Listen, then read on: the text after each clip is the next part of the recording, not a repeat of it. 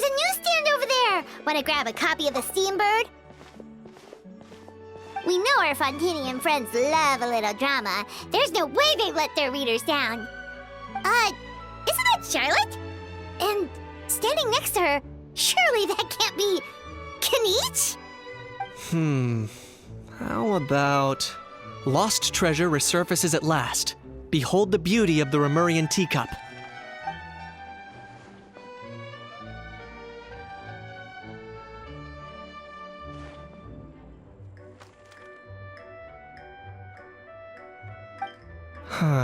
Pretty shocking. But it still feels like it's missing something. Ah, got it! Udex gravely wounded in shocking stabbing. Set to miss cross-border smuggling trial.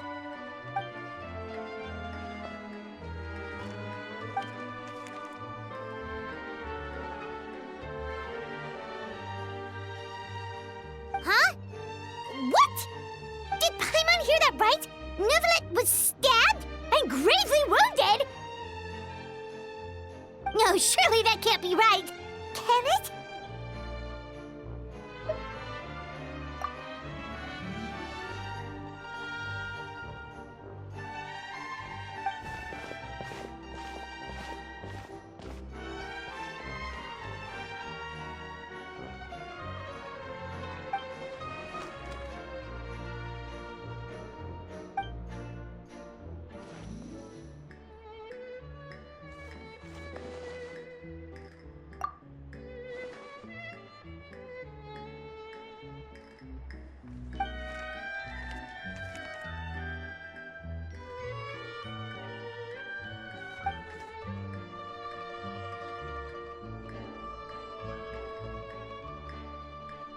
Hey there, you two.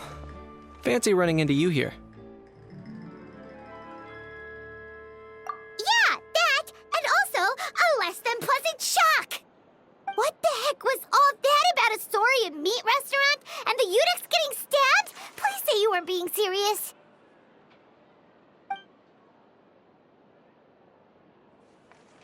Trading tabloid headlines? Yeah. Charlotte and I were having a little contest to see who could find the most ridiculous fake news stories. Either I got lucky, or I have a knack for honing in on the most outrageous material.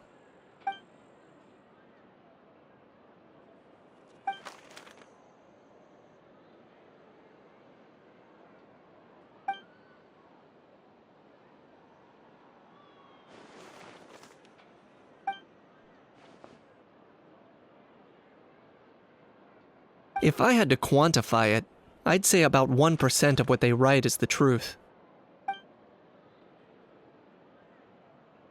Huh? Him? Lenient? Oh, you gotta be kidding! Ah! Don't get me wrong.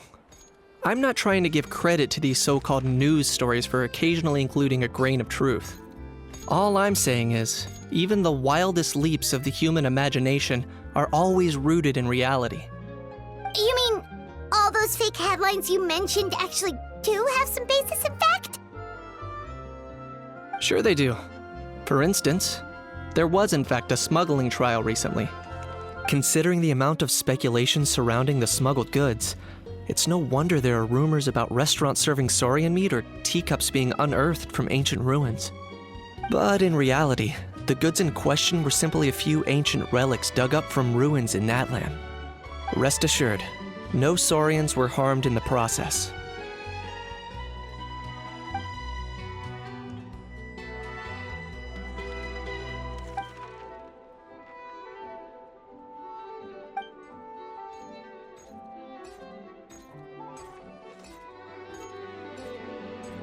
Oh, okay! Paimon was so busy freaking out about those headlines that she totally forgot to ask why you're here in Fontaine, Kinich.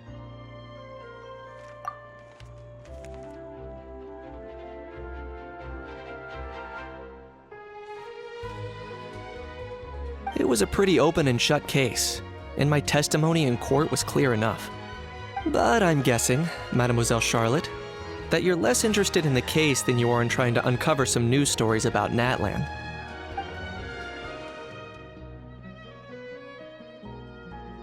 I appreciate your kind invitation, but like I said, storytelling isn't really my forte.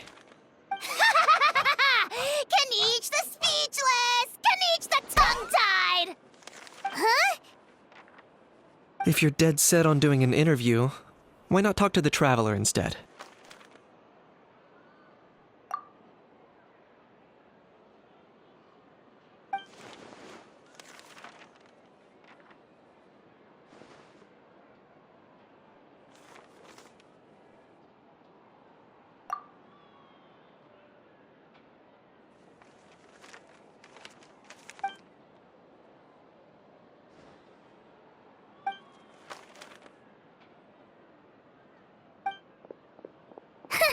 Charlotte never stops, does she? Anyway, Paimon just has to ask. That how thing that popped out before, or was it a how? It kind of looked like a how, but at the same time... Oh, that thing. Yeah, that was a how. Huh? What's up with him? Like, he's still noisy, but he's way quieter than before. It's like he's trying to hide or something. Could be. Not acclimatizing? Aw, poor Almighty Dragon Lord is not feeling well. Too bad he can't come out to argue back. What do you mean? There's nothing physically wrong with him. It actually has to do with a strange law we learned about after arriving in Fontaine. Apparently, it's forbidden to release flying objects within Fontaine city limits during the first 3 days of each month. Paimon sure does. Paimon's been down this road before. There's an easy solution. As long as Kaniche holds onto a house tail, he'll be considered an Almighty Dragon Lord balloon, not a flying Almighty Dragon Lord. Not gonna lie, I was considering that. But a How wasn't too thrilled with the idea of huffing and puffing away in the form of a mini helium balloon. That said, it's pretty annoying how he keeps randomly popping up all of a sudden. Anyway, this morning I saw a notice outside the Palais Mermonia about an event that's set to take place outside the city soon. Something to do with filmmaking. I hear that's all the rage here. I was planning to stay here and do some exploring for a few extra days anyway, so I think I'll go check it out. It'll be a good chance to let that noisy helium balloon out. He might even learn a thing or two. If you're free, why don't you come along? I know where it is, so let me lead the way.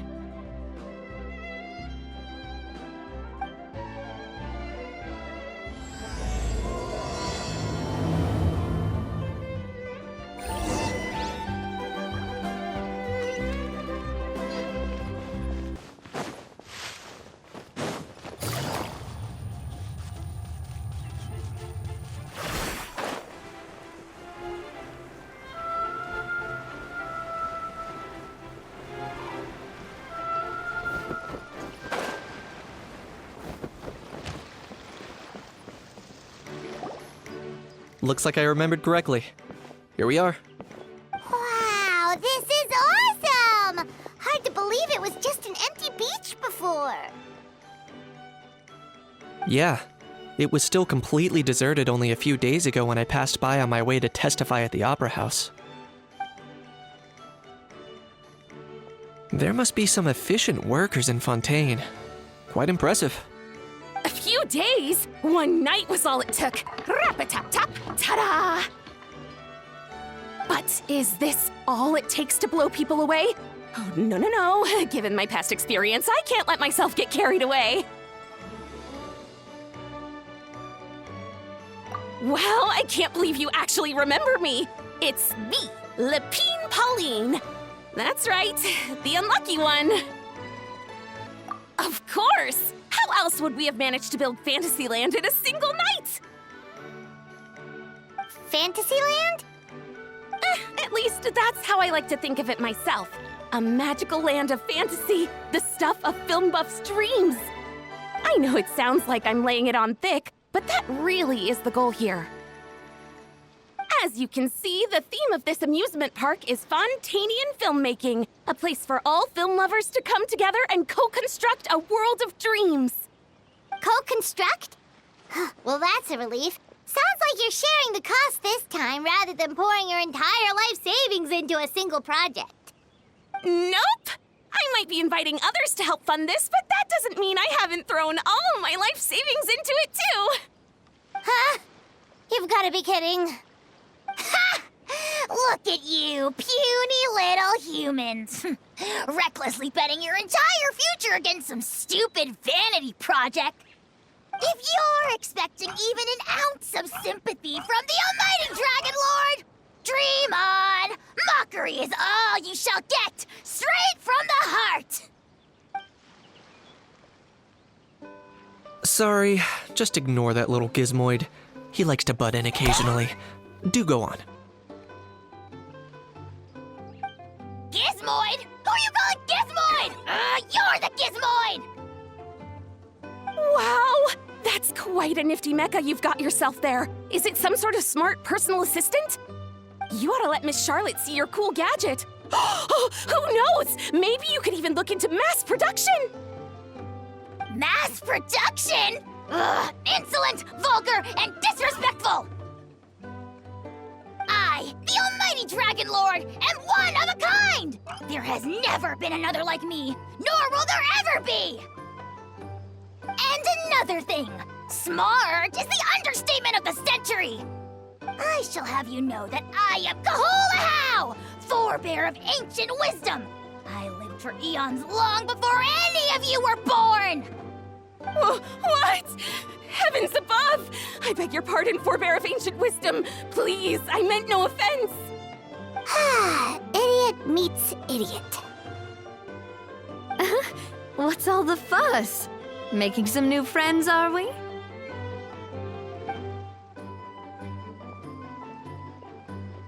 Miss Navia! Allow me to introduce the star behind all the work that's gone into this venue. Miss Navia, president of Fontaine Spina di Rosula. Hello, everyone. Partner, Paimon, how have you been lately? Hello there. I'm Kanich. What about me? What about me? My useless servant can't even give me a proper introduction. You think someone yelling their name out in the middle of a public street really needs an introduction? He's not wrong. I caught yours just now, in fact. So, you must be the almighty Dragon Lord, Mr. Ahau. It's a pleasure to meet you.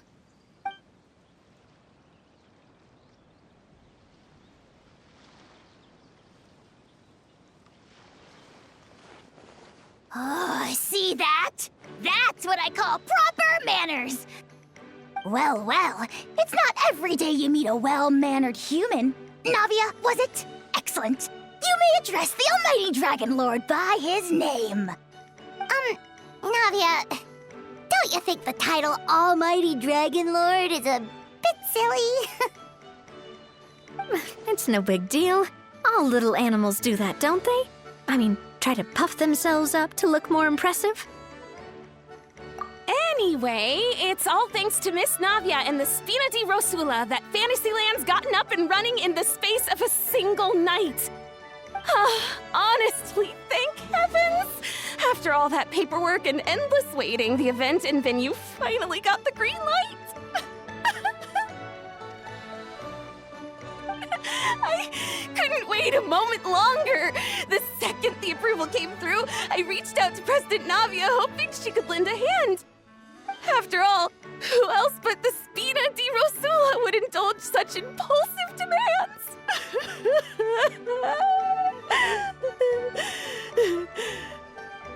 Sorry, traveler. Miss Lapine Pauline sometimes gets a bit overwhelmed by her own excitement, as you can see. I'm guessing she hasn't gone into much detail about the event yet, so let me fill you in. In short, the Cheval Moran Film Fantasyland is a fan convention that's open to film enthusiasts from all over Teyvat. Miss Lapine Pauline is hosting this event and also providing technical support. Huh? Cheval Moran? That's right! The one and only Surintendant Cheval Morand! After much persistence and many solicitations, I finally obtained Lady Farina's permission to use the image of her close friend. Not only is our adorable mascot drawing in fans by the minute, but she's also boosting her own popularity.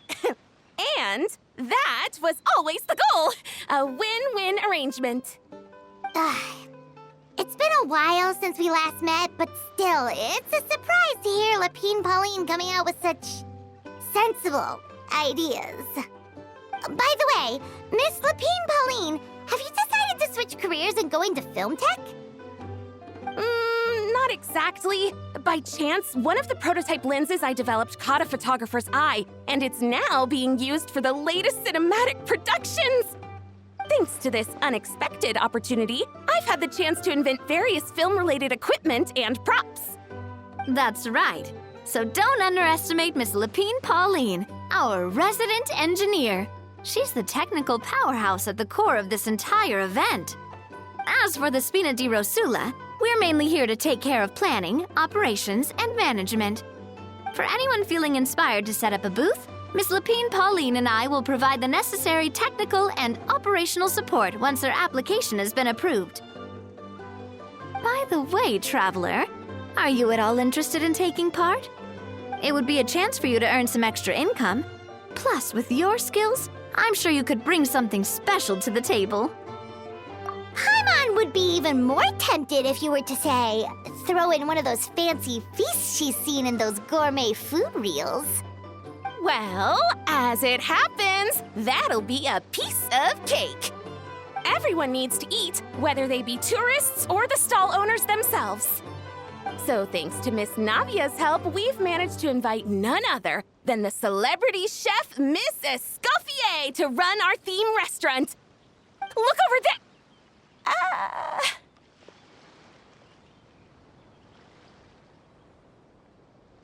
You! Yes, you! For the last time, the ingredients have to be in the right ratio! Get it right next time, or you might as well just lie down on the chopping board yourself. She seems a bit busy right now. Well, I'm sold. I think I'll make a How go be her assistant. You little... What's your game here? Demoiselle, sorry to bother you, but there's an issue over here that requires your personal attention. Apologies. Looks like it's back to work with me. Please feel free to take a gander at what we've got. Anyway, if you're interested in taking part, come find me later.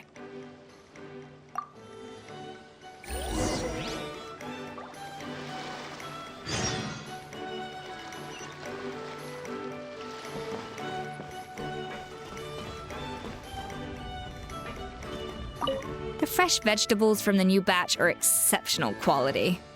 I just wish I could say the same about the new staff.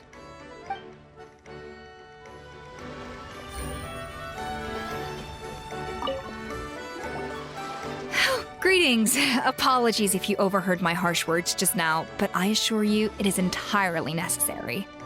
The sheer lack of standards here will be the death of me. Do you have any idea of the kind of customers I'm gonna get with how lax things are at the moment? The ones that leave their guns behind by accident and then come back to collect them later bringing ammunition with them. Yeah, that's the kind of customer you wouldn't forget in a hurry. Oh. Wait, has that happened before? No, it's just the mention of guns reminded me. Someone did actually leave their gun nearby. Huh? Just before we started setting up, as we were cleaning up the site, someone stumbled upon a mysterious locked box. It didn't look like something from Fontaine, though. It had more of a Natlanese vibe. Oh? Do you think a foreign tourist might have left it behind? That's what I assumed at first. But the box was buried beneath a pile of wooden planks, rocks, and whatnot, so it seemed like someone deliberately hid it there. But I didn't see much point in speculating, so the best thing I could think of was to hand it over to the authorities. I trekked all the way over to the Palais Mermonia just to hand it in. Ugh, it was exhausting. What did the authorities make of it? Oh, they made a mountain out of a molehill, as usual. Before even addressing the question of what was actually inside the box, they had several heated discussions about whose responsibility it was to write the lost and found notice. Thankfully, the ever-reliable Officer Sedine stepped up and immediately called in the Marechaussee Phantom to crack the lock and check if there were any dangerous items inside. And, as it turned out, there was a gun. Wow, that's a dangerous item, all right. Mind if I ask what kind of gun it was? Oh yeah, Mr. Kanich, you're from Natlan, aren't you? Do you know a lot about guns? You could say it comes with the job. I have an interest in weaponry and the like. Ugh, such a spoiled brat. What, are the toys I gave you not good enough for you anymore? Yep, got sick of those long ago.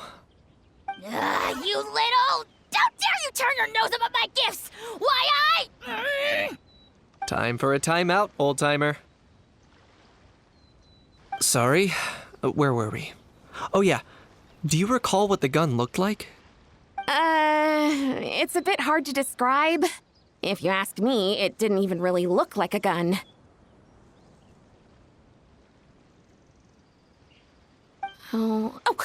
Give me a second. I'll knock out a quick sketch.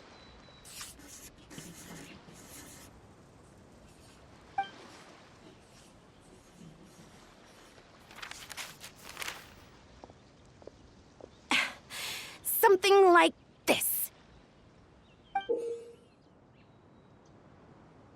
Whoa, it's so neat and precise. It's nothing.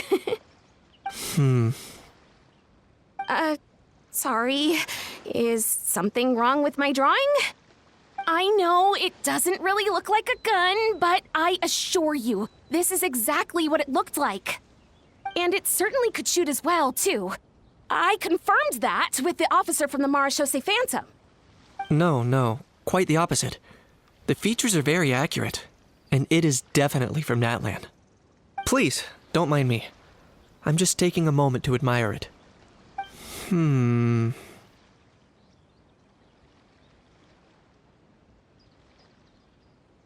I should be the one thanking you. Thank you, and everyone else for your support. Don't mention it. Besides, we haven't really done anything. Not at all! The buzz and excitement you guys bring is exactly what this event needs. Oh dear, I'm starting to feel a bit guilty watching everyone else toil away. Guess it's about time I got back to work too. But just before I go, one last thing. Traveler, it's wonderful to see you. Here's to a successful collaboration.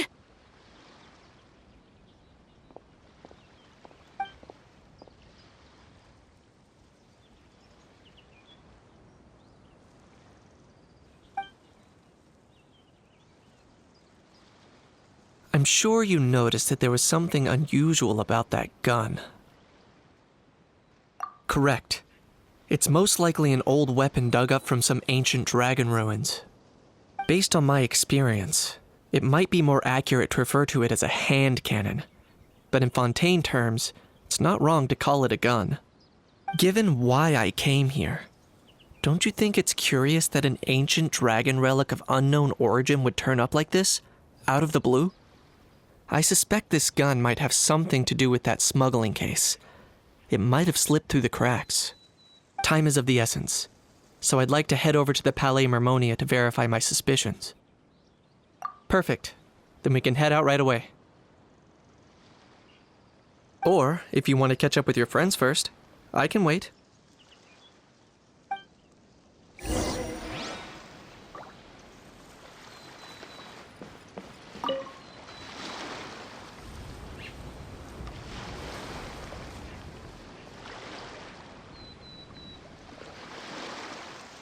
Traveler, it's you! Ready to join the Cheval Moran Film Fantasyland crew? It's time, dear partner and Paimon, for us to turn our attention to the Cheval Moran Film Fantasyland. As I mentioned, the park was started up by enthusiasts who brought in the Spina di Rosula to handle the planning, construction, and operations. Of course, enthusiasts aren't typically all-around experts. They usually stick to designing the event booths. We, for our part, handle long-term operations and develop standardized strategy guides for the different activities. Long-term operations? Strategy? It all sounds so complicated. We spend most of our time adventuring, and we barely have any experience running a stall. Do you think we can handle this? That's more like it. You've seen it all before, haven't you, partner? I'd even go as far as to say you've shaped some of Teyvat's biggest business ventures. Anyway, first things first. Let's get an overview of how the whole festival's gonna be run.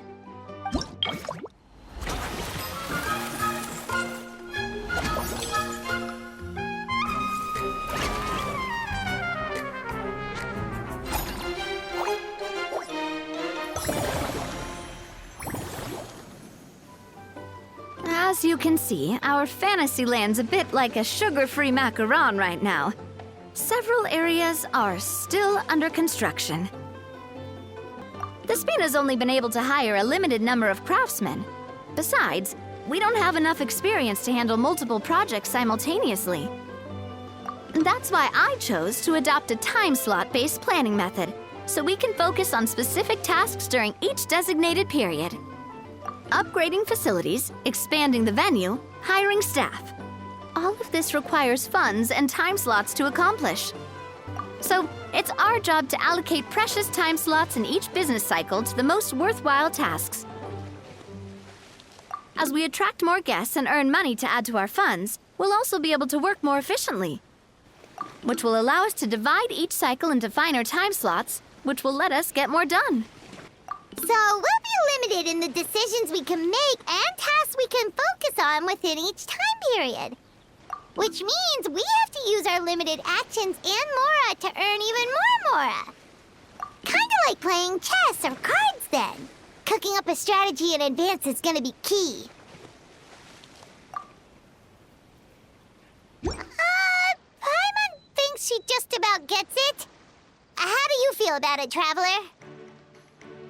Yep, come on, we can do this! You mentioned standardized strategy guides just now. Does that mean there are non-standard ways to take part too? Of course.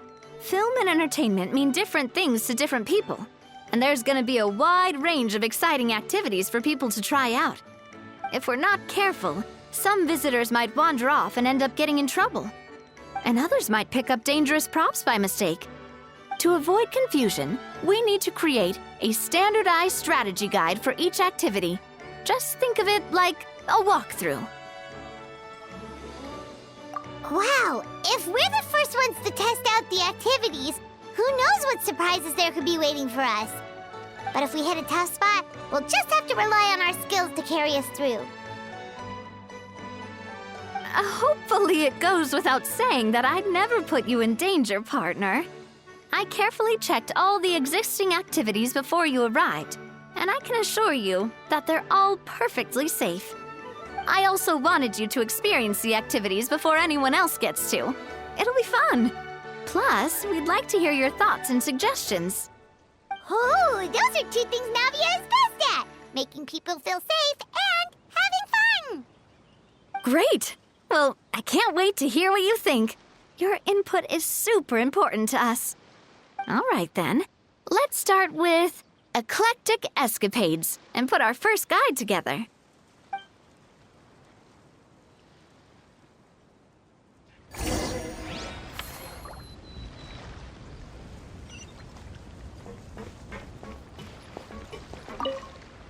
All right, then. Time to try out eclectic escapades. I'll leave the strategy guide to you guys.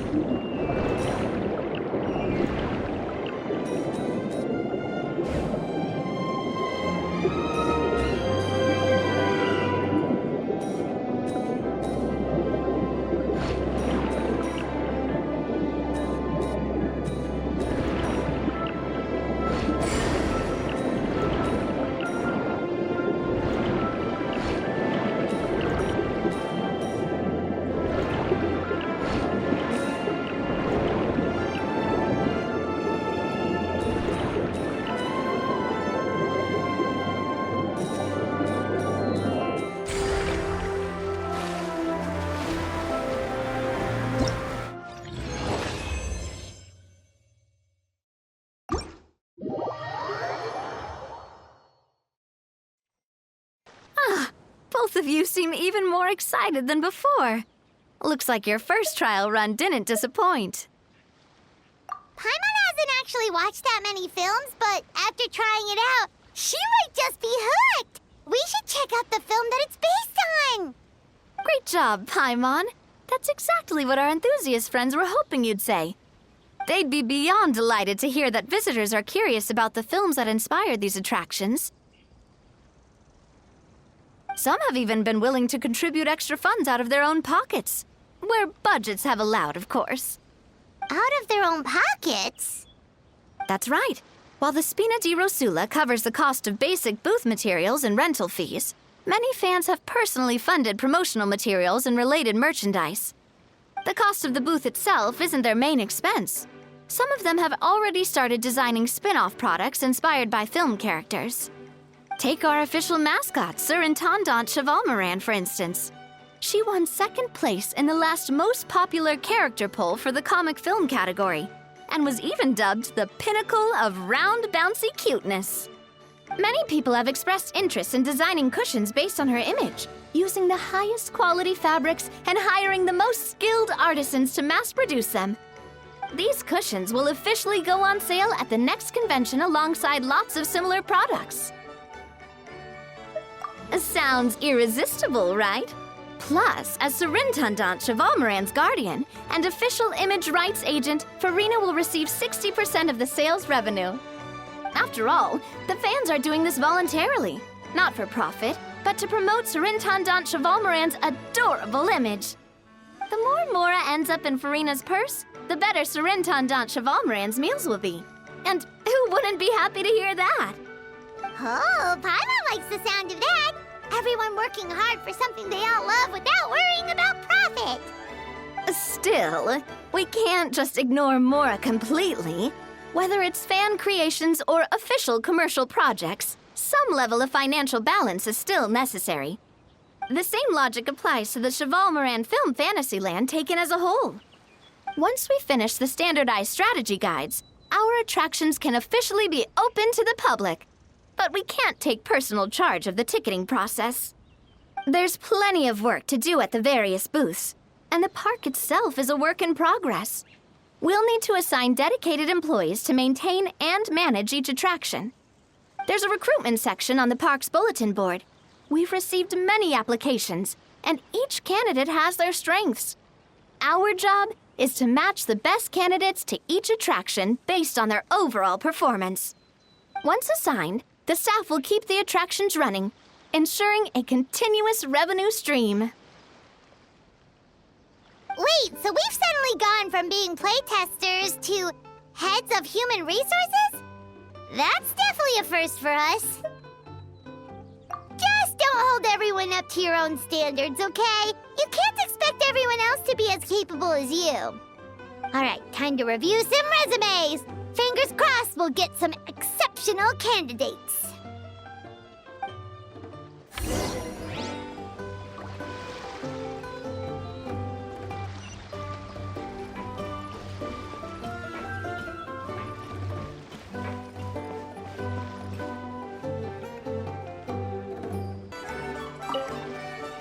When reviewing resumes, pay attention to each applicant's area of expertise.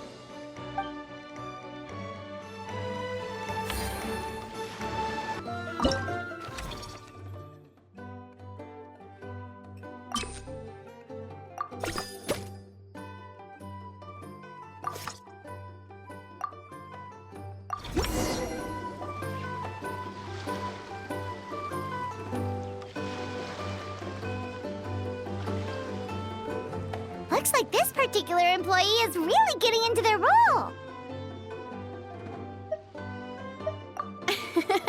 You're both doing great.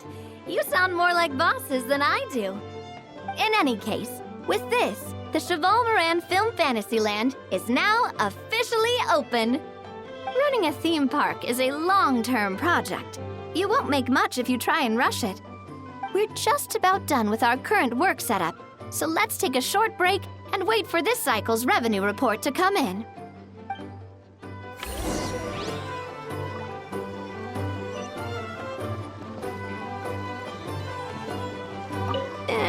We've gone over budget in quite a few areas. But, whatever. The results are what count.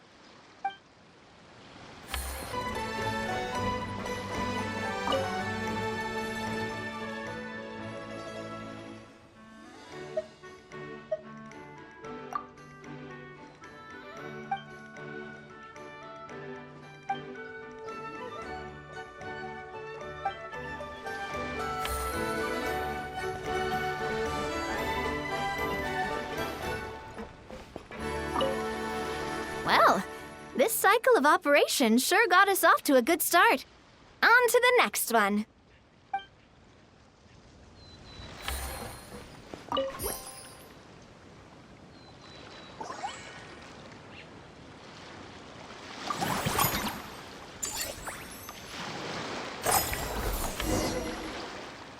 Well, the numbers might not look that impressive, but given that we're just getting the ball rolling, I'd say that wasn't a bad start.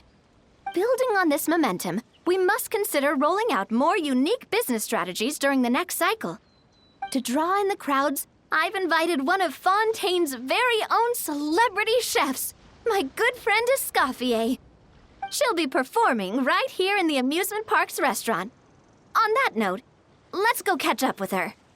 So, is the restaurant part of our business strategy too? There are so many layers to this operation.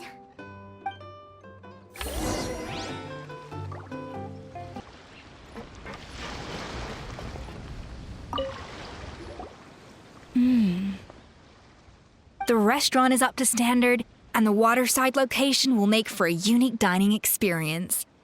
The beautiful scenic reflections in the water create a stunning backdrop, lifting diners' spirits and allowing them to truly savor their meals. Ingredients, check. Cooking utensils, check.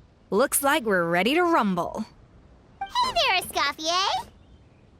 Oh, my employers are here. The president of the Spina di Rasula, plus the famous traveler and Paimon. I must say, you seem a bit overqualified to be running a film-themed amusement park. I'd say that if anyone here was overqualified, it would be the former head chef of the Hotel de Boer. Wherever you walk, the aroma of fine cuisine follows in your wake. Let's get back to business. I'm guessing you want the traveler to help me decide the theme dish for each cycle, right? This is the business strategy I mentioned earlier. Using Escoffier's top-tier dishes to attract more visitors to the park. But this isn't just about attracting visitors. Her culinary masterpieces will surely have other surprising effects. Just imagine, Paimon, if all you needed was a single ticket to enjoy all the attractions and taste all the legendary food. Wouldn't you be tempted? Then Paimon come every single day. Now, here's the twist. To get the most out of this strategy, the menu can't be made public. Based on research by a certain food branding consultant, many restaurants have started offering a special chef surprise dish. So give me some inspiration every few business cycles, and I'll decide on our next theme dish. Now then, give me your hand.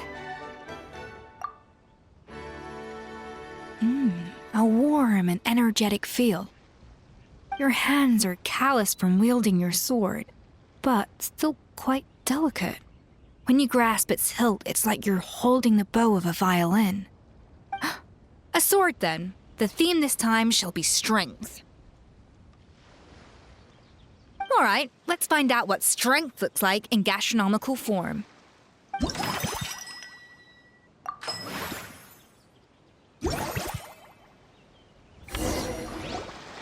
I've refined the sauce for these barbecue ribs. It's a richer flavor than the classic version, but not at all greasy. The mint extract in the seasoning leaves a refreshing aftertaste, perfect for indulging yourself after a fun-filled day. But if you ask me, I'd say the artisans need these more than the guests. The artisans? As I'm sure you've noticed, this park isn't quite finished. A serving of these barbecue ribs should help the artisans replenish their strength much more quickly. As their bosses, you have an obligation to provide meals for them. So why not invite them to dine here? Who knows, the morale boost might even improve their productivity. Oh, if I recall correctly, you once served up some special fish and chips for the porters over at the Fleuve Cendra. For several days after, the workers were all incredibly efficient. They'd finish 8 hours of work in just 5.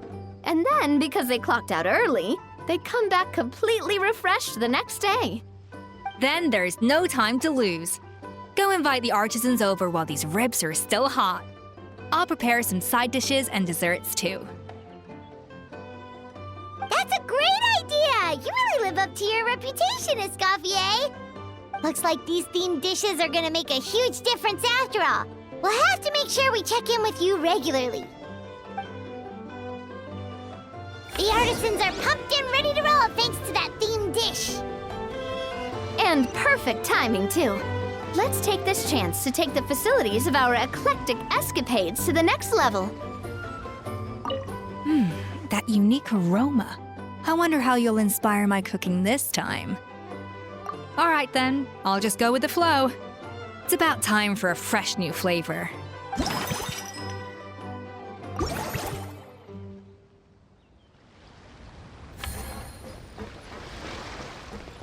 that everything's going smoothly, it's about time we upgraded our facilities.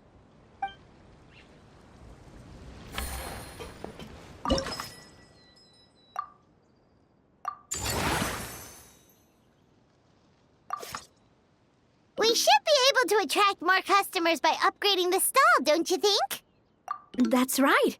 Based on my business experience with the Spina di Rosula, I've quantified the service value to help you intuitively understand how satisfied customers are with each stall. An attraction will reach its ideal revenue only when its service value meets customer expectations. As we improve and expand our facilities, expectations will also increase accordingly. When that happens, we can deploy more capable employees or invest funds in training to enhance our employees' skills.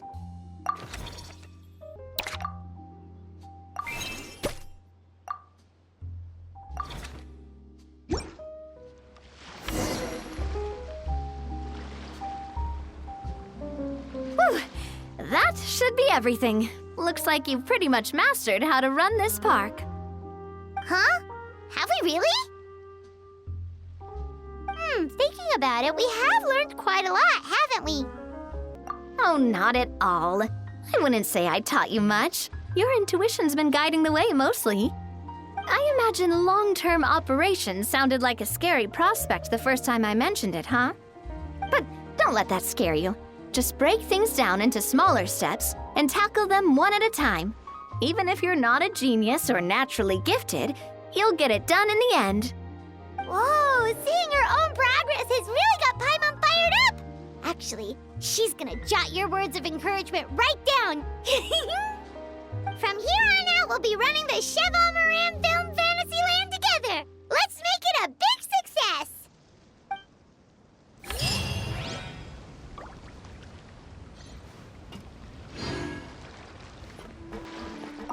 You've got this park off to a great start, partner. The ball's really starting to roll, huh?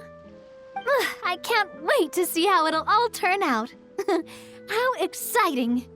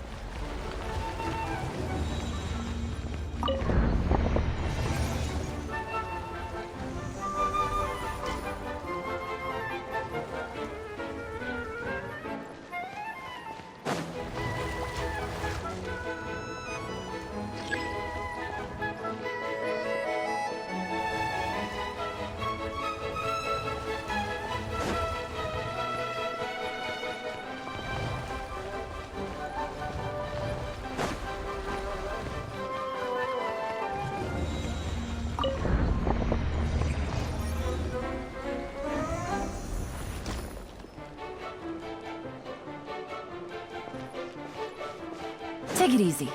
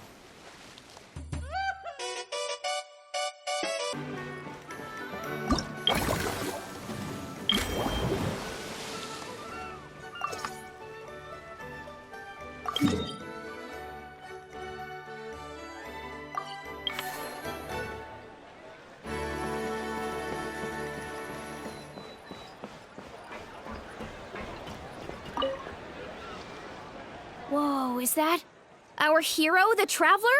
And Paimon, too! Oh, I guess I shouldn't be too surprised. Mrs. Coiffier already told me you were the big boss here. But when I saw you just now, I forgot myself for a moment. Technically speaking, the Cheval Moran Film Fantasyland doesn't even have a boss, does it? Isn't it the idea that everyone works together to make it as successful as possible, and then we all share the profits? But, wait a sec. Why are you here, Veressa? Well, officially, I'm here to promote my brand. Not long ago, Mrs. Gauffier placed an order with me for her restaurant, as she often does. In her letter, she mentioned that showcasing my orchard's products at the festival would boost sales and help build my brand recognition. After talking it through with my parents, I decided to give it a shot. Now that I'm done with the restaurant's ingredient order, I plan to sell the rest of my fruit directly to guests to help quench their thirst, of course. The thought of enjoying fresh fruit from Natland here in Fontaine does sound pretty appealing. But with this many customers, wouldn't it be exhausting to watch the stall all day? Huh? Am I supposed to be watching the stall the whole time? There's an attraction over there called Movie Masterpieces, right? I heard some of the challenges are based on famous films. Some of those films have even been adapted into great comics. I'd love to go give it a try. So, you're not doing any business at all? Back in the Collective of Plenty, I'd just set up a sign with the fruit prices, place a weighing scale and a coin jar to one side, then let people pay on their own. When closing time came around, I'd wake up and check the accounts. Not a single Mora has ever gone missing. To be fair, that does sound nice. People in the Collective of Plenty are a law-abiding bunch. No one would even think about taking something without paying. Makes sense that tending your stall wouldn't take too much effort. Fontainian customers are no doubt trustworthy too, but let's just say they're not used to self-service shopping. Plus, if you just leave the stall unattended as a Natlanese merchant, people here might think you're gone for good. In that case, I'd better start acting the part. But I'll need to buy some things in the city before I officially open for business. I promised to bring back some Fontainian clockwork mecha for Kochi-san. Oh, and I also wanted to try a few rounds of movie masterpieces. After that, I should be able to focus on my business without getting distracted. Mm-hmm. We might not be locals, but we've explored Fontaine quite a bit. We know our way around pretty well. In that case, give me a moment to get some extra fruit, a price list, and my coin jar set up. I get to go shopping with the Traveler! Nice.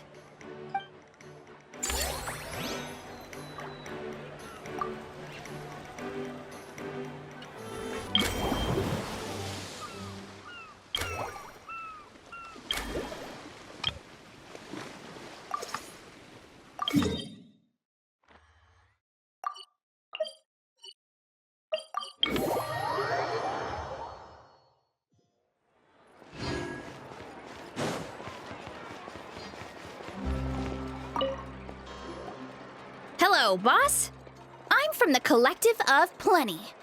You might recall receiving a letter from us requesting you to design some components. Wait a sec.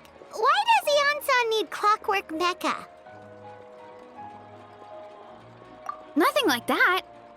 Our coach just wants to fine-tune her gym equipment so people can target different muscle groups more easily. She mentioned something about a rowing machine to focus on back muscles, as well as a pec deck and a leg press machine. The parts that connect the ropes and weight plates wear out easily, but they need to be strong. So Coach Ian-san thought she'd give Fontainian Clockwork Mecha a try. It all sounds so technical. When did fitness turn into some kind of complex engineering problem? To be honest, I don't really get all the details either. But if it works out, I'll be sure to train according to her revised method. And if it doesn't, we can always stick to the good old methods. If you're interested, I can show you a few beginner exercises the next time you drop by our tribe. You'll be able to smash the records without even breaking a sweat. I know it. Paimon'll pass on that one. She'll be rooting for you from the sidelines, though. You can always try the equipment we keep for little Saurians, Paimon. As long as you start out with the super light weights, you'll be fine.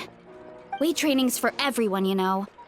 As long as you put in the effort and keep it, anyone can develop rock-solid muscles. No!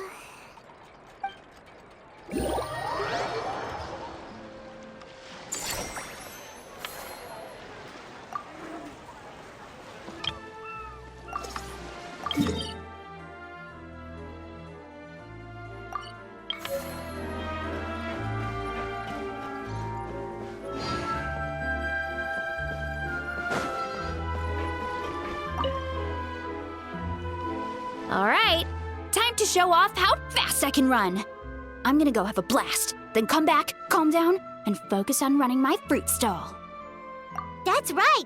Last thing you'd want is to get too absorbed in having fun, then suddenly realize you're starving because you haven't eaten anything for hours. Funnily enough, Paimon can think of someone else with a bad habit of getting so into things that they forget to eat. No matter how busy you are, nothing's more important than staying well-fed, hydrated, and healthy. No need to worry about me, guys. I do a lot of long-distance running, so I always make sure to bring some food and water with me. This time is no exception.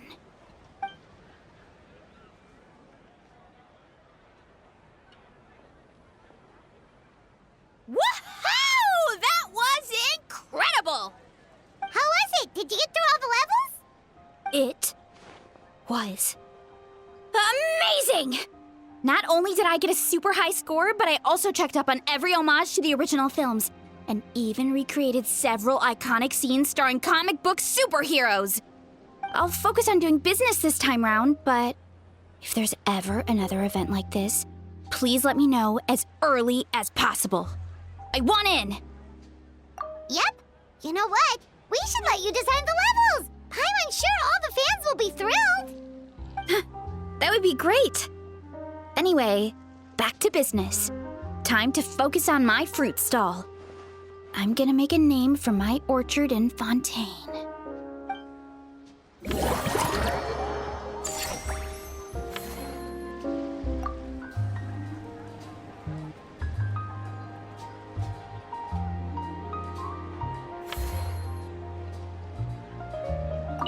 Seeing how happy everyone is here, I can't help smiling myself. Would you like some fruit? Feel free to take some.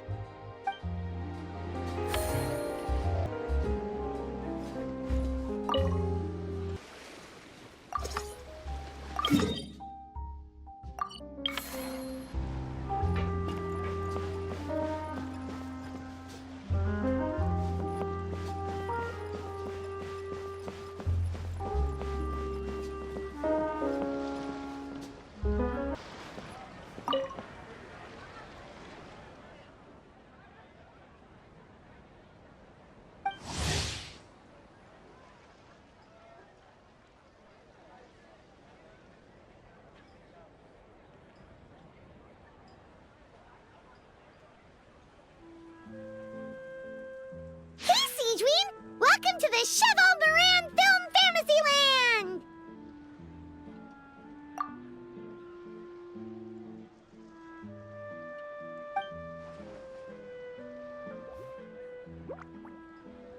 Oh, your encouragement leaves Paimon feeling even more motivated than ever.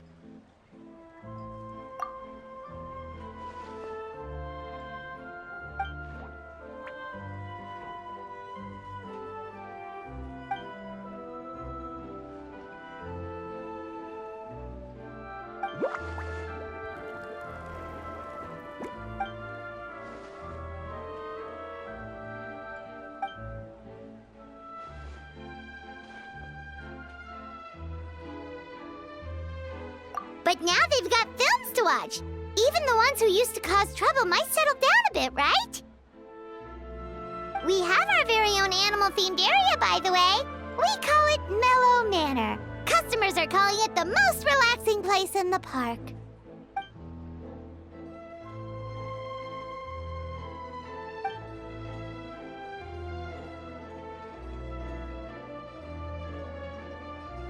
Oh, you mean we could invite Sigewinne to be a consultant at Mellow Manor?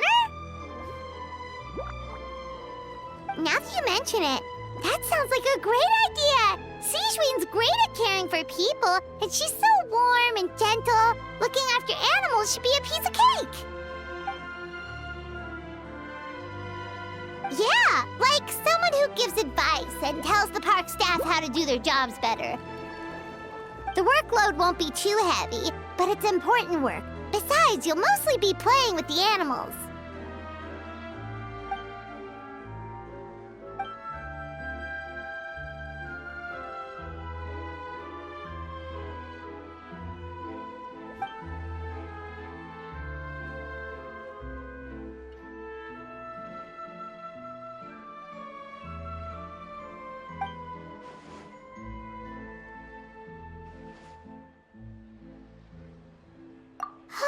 With Sejuani on board, Mellow Manor's gonna be even better than before! Paimon has a feeling our revenue's gonna shoot through the roof!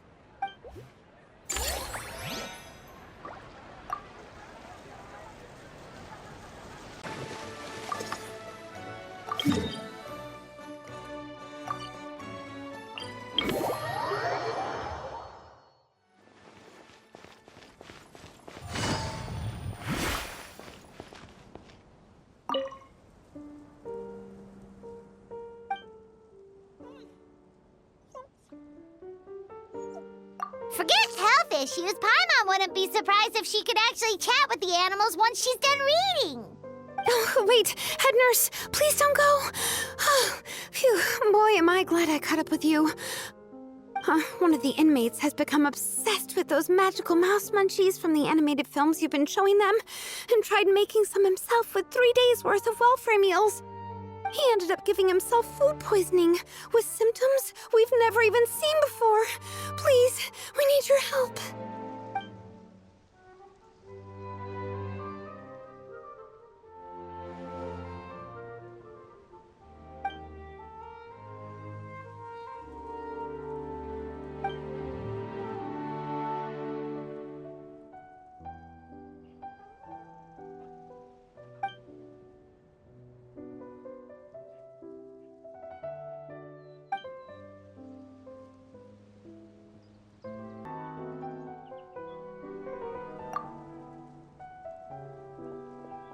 Sejuani sure has it tough. Not only does she have to worry about taking care of her patients, she also has to clean up after those troublemakers. Why don't we prepare something tasty for her? It might help lift her spirits.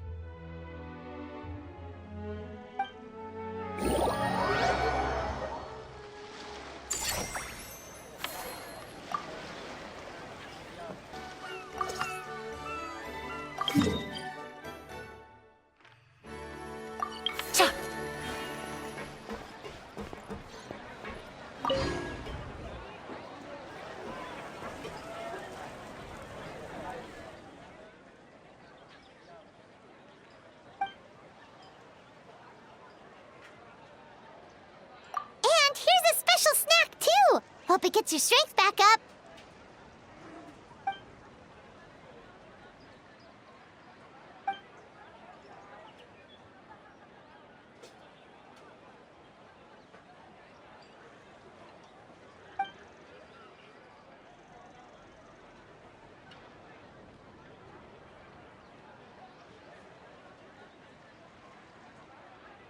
Is it because they aren't paying any attention when they're watching? Or is it some rebellious mentality? A whatever you tell me not to do, I'll do it just to prove you wrong type of thing?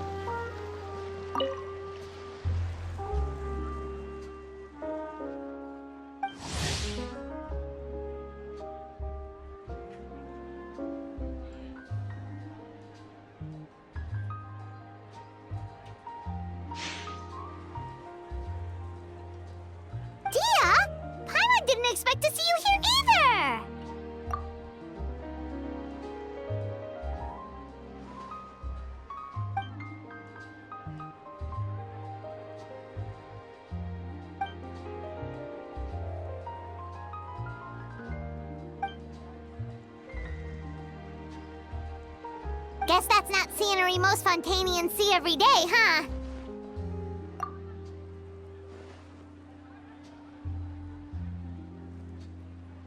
Wait, aren't fight scenes supposed to be as realistic as possible? Surely the more punches that land, the better.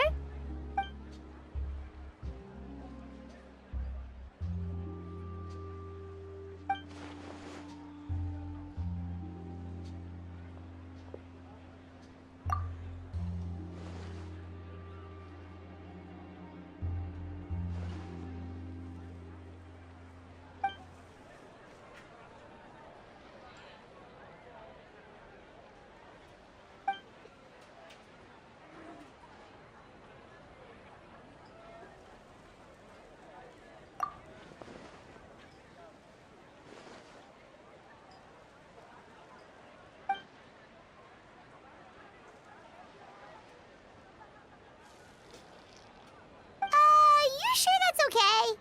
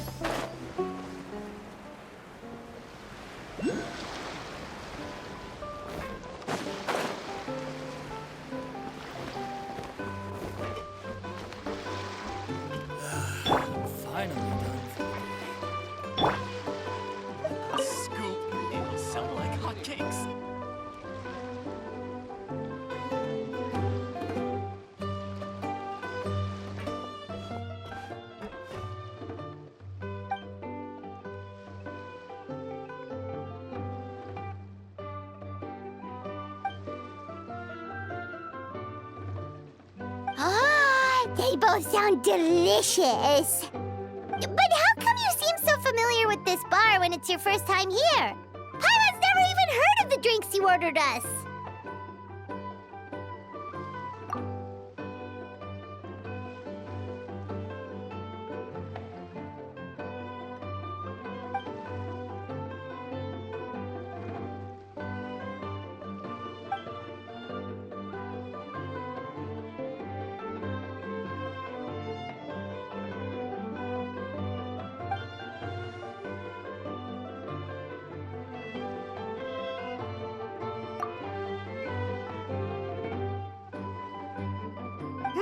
Where do we begin?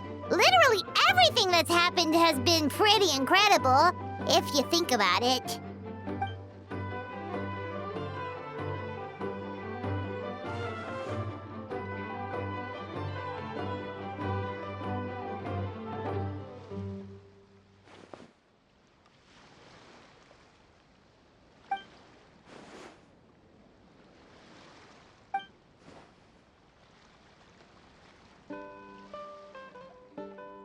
Huh? So we could become mercs too?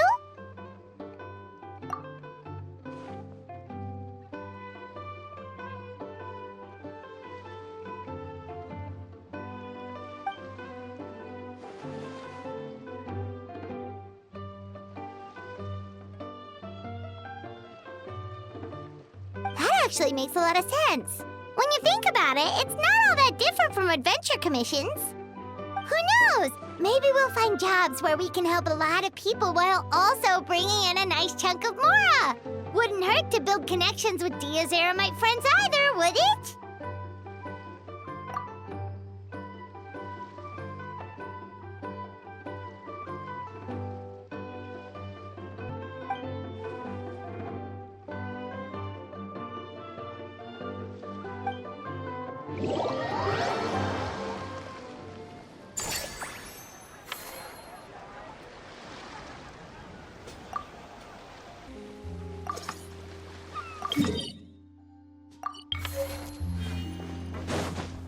Take it easy.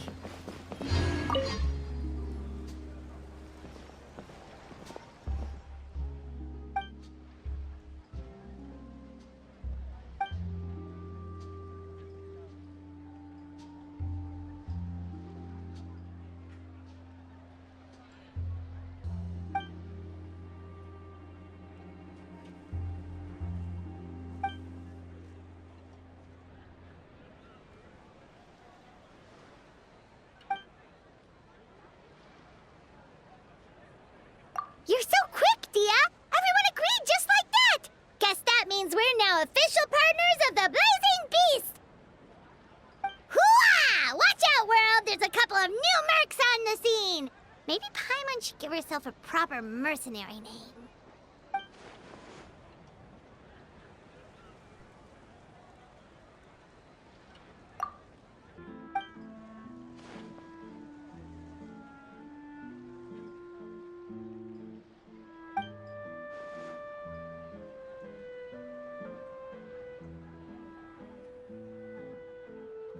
It's a deal!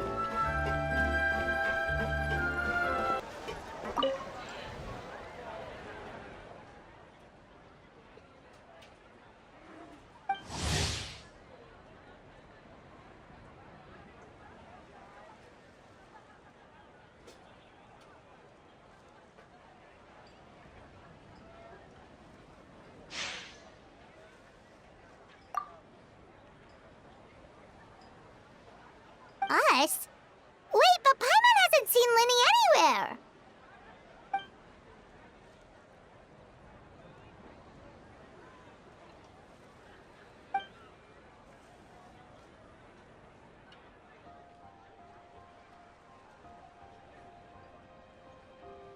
All of them? That's some serious dedication right there.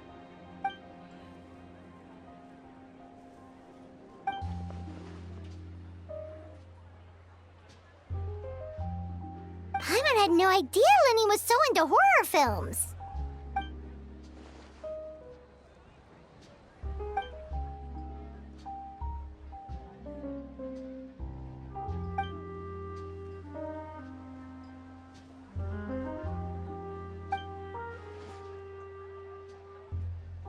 Well, that's a side of Linny we've never seen before. Don't even think about roping Paimon into this!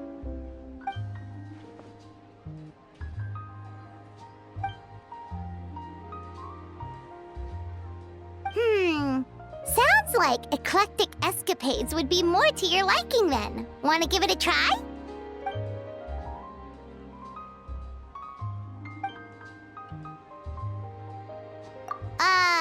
Is that really that entertaining?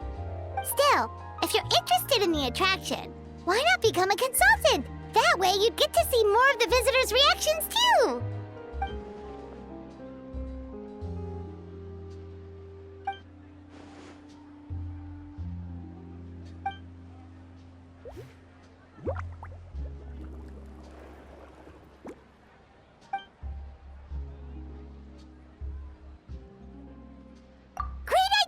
If we can get Linny on board, the Cheval Moran Film Fantasyland will be even more popular than it already is!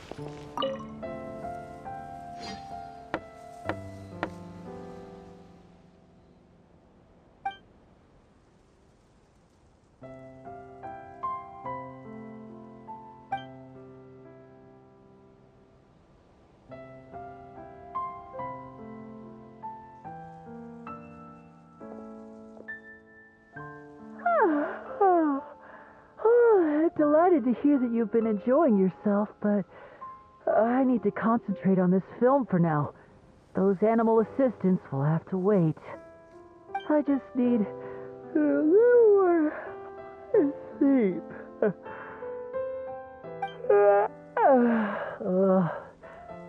Every time I close my eyes, I keep thinking of new tricks. So tired. Can't sleep, but can't get up either. That's right, Lenny. A change of pace should stop your mind from wandering. Wait, Traveler? Paimon? You two are here as well?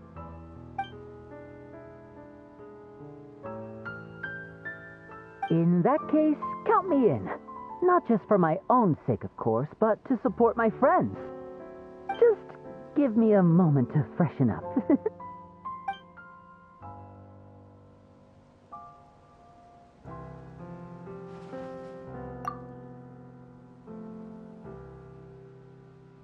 Sounds good! Getting Lenny to cheer up and visit the amusement park's surely our greatest success yet!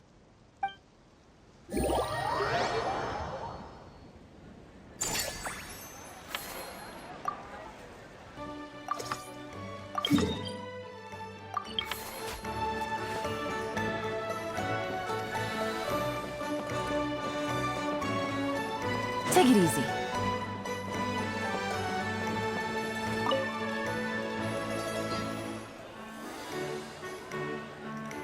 Thanks for inviting me to come down, you two.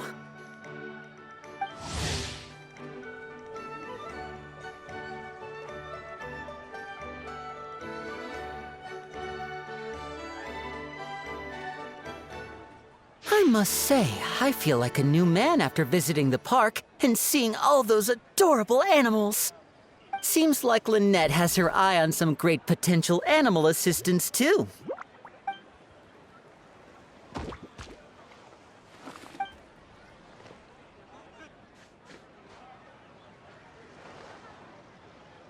Oh, and did you see those weird mushrooms? Can we take home a few of those as well? That might not be possible. These fungi have been specially trained, you know? They're like the stunt actors of the elemental world. Are you sure about that? Paimon's pretty sure we've never seen a cat anywhere near as big and as soft as a fungus.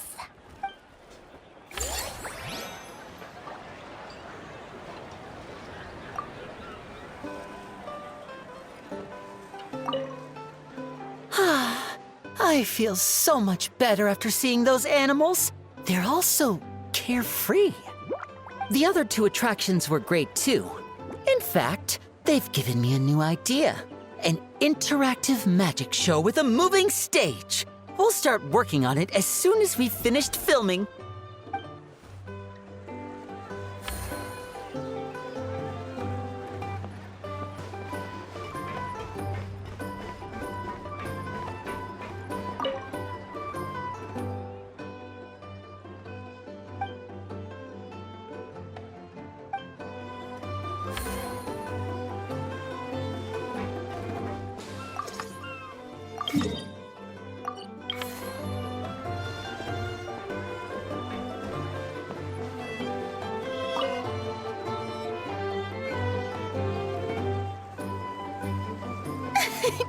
Why, hello there, Traveler. Paimon.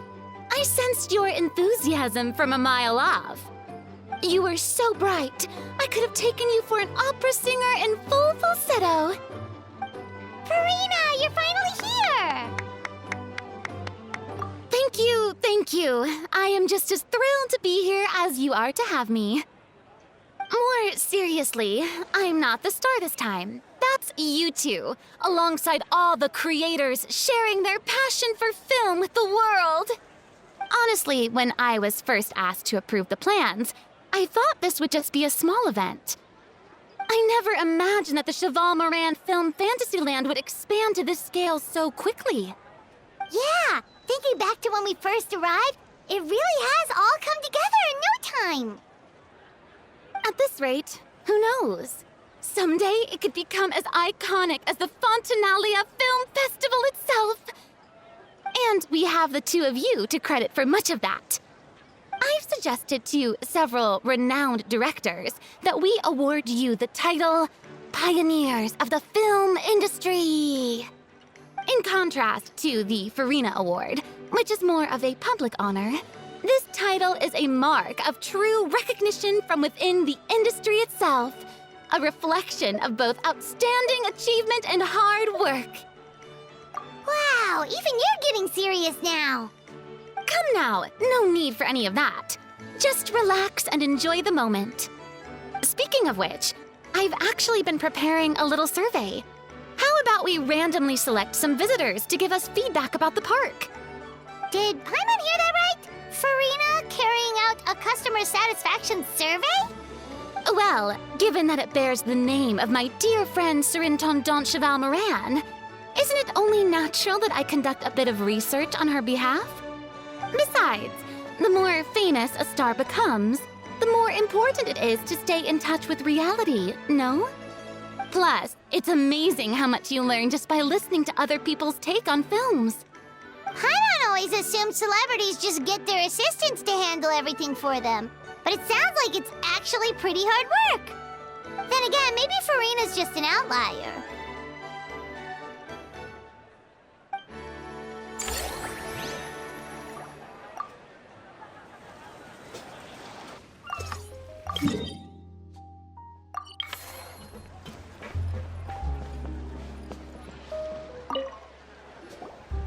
There we are, all set to go.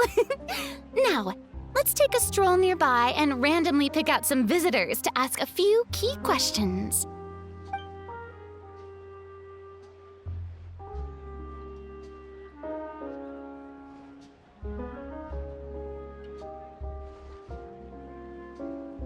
These suggestions are surprisingly detailed. Choosing film prototypes, recreating the scene cutting process, budget management for costumes, makeup, and set design? Oh, Paimon's head is spinning. Why is everyone so professional? Also, nearly every single person we spoke to said they wanted to see Lady Farina perform. Your popularity is off the charts!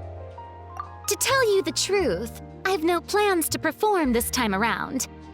Any star worth their salt knows their role. When I take center stage, all the spotlights are on me, and rightly so. But as a guest, I should step back and let others shine. So instead of performing myself, I'd prefer to support you from behind the scenes. Perhaps as a consultant for one of your attractions, for instance? Hey, that's right! Movie Masterpieces is all about film expertise. There really would be no better candidate than you! Oh, wonderful! Then I shall give this role my very heart and soul. Once I've had a moment to prepare, we can meet up for a slice of gâteau from my pâtissière suprême before we get started.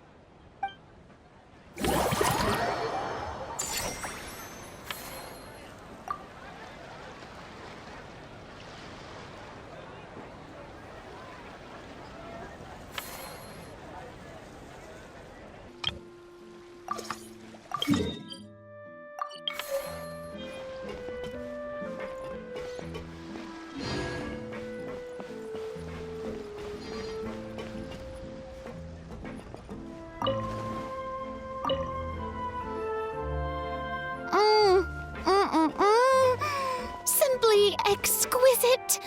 As amazing as ever. Escoffier, have you ever considered starring in your own film? I can see it now. Val's en cuisine. A riveting tale about the art of extreme cooking. I'm sure it would be a hit. As it happens, I'm already doing something similar. A brand consultant has been filming my training sessions with students and incorporating them into films about Fontainian cuisine. Oh, no. No. A documentary won't do. I'm talking about something with a bit more drama. Your experiences as a chef could be turned into a scintillating story. In fact, I'll even write it myself. Before you finalize it, please let me review the culinary terms, especially when it comes to how ingredients are handled, the timings and the quantities. Great! It's settled then. And actually, I think I'd like to bring in the Traveler and Paimon as directors. Something tells me that the three of you working together would really get the creative sparks flying. We could create something truly magical here. No problem. That said, now that we've been granted Director Farina's approval, we'll really have to step up our game.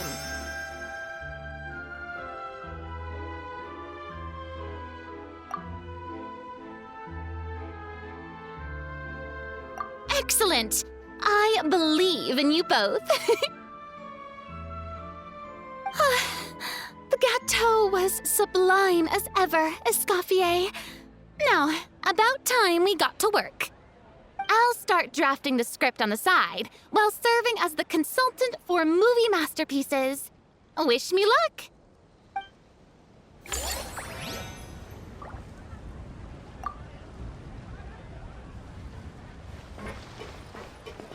A truly great adaptation must capture a film's core themes and seek to convey the inspiration that lies behind them.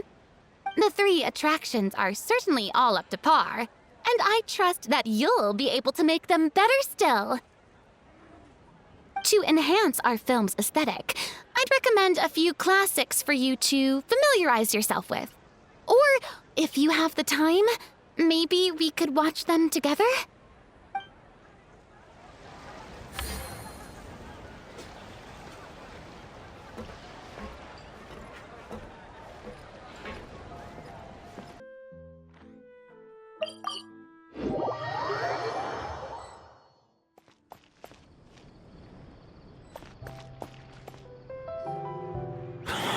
Oh, man. Bro! Are you mimicking me? Now's not the time. Come on. No, I mean, one of our buddies is here, for real. Quite a few of them, actually. Aurora and Aoife, what brings you to Fontaine? Huh? How come you're... Ah, I'm guessing Kenichi is here because of that international smuggling case, right? I've heard quite a bit about that. Word sure gets around quickly, huh? First time abroad and you're already making headlines. Oh, stop it. It's not like I was the center of attention. Wasn't expecting to see the Traveler and Paimon here too, though. Come on, Aoife. Huh? A traveler, by definition, is someone who travels around. Fair point. Anyway, back on topic. Wait a second. I lost my train of thought. What were we talking about again? Why, you're all here, of course. For vegetables. Huh? I'll go first. It's for the Chevrolamine Film Fantasyland. Wait, is that right? It's Cheval Moran. Ah, right. I keep stumbling over that one. Guess I owe Cheval Moran an apology, even if she's not here. Anyway, long story short, the festival restaurant urgently needed fresh vegetables from Natlan, which is why Aoife and I are here. So, you guys are vegetable couriers? He is. I'm just here as a responsible adult. It's his first time traveling so far away from home, and all the elders in his tribe were worried. So they had me come along. Even though it's your first time too. Right, but they still picked me to accompany you. You gotta wonder why that might be. Don't you get it? They all just saw how overworked you were, so they used it as an excuse to send you off on a vacation. Wait, what? So I'm getting the grandson treatment now too? See, doesn't matter how much older you are than this dude. Hang out with him long enough, and you'll eventually find yourself being treated like a kid. Meaning everyone looks after you. What's so bad about that? In theory, nothing at all. In that case, guess I better start over. Hi guys, my name's Aoife, and I just turned 5. Paimon's not sure who the responsible adult is anymore. So, what about Kakuku? If he was here, we'd be making more of a ruckus than we already are. That's exactly what's got me worried. Aoife, there's nothing to worry about. You're a big boy. You can handle yourself now even without Kakuku. You think that's what I'm worried about? Anyway, my priority right now is Kakuku.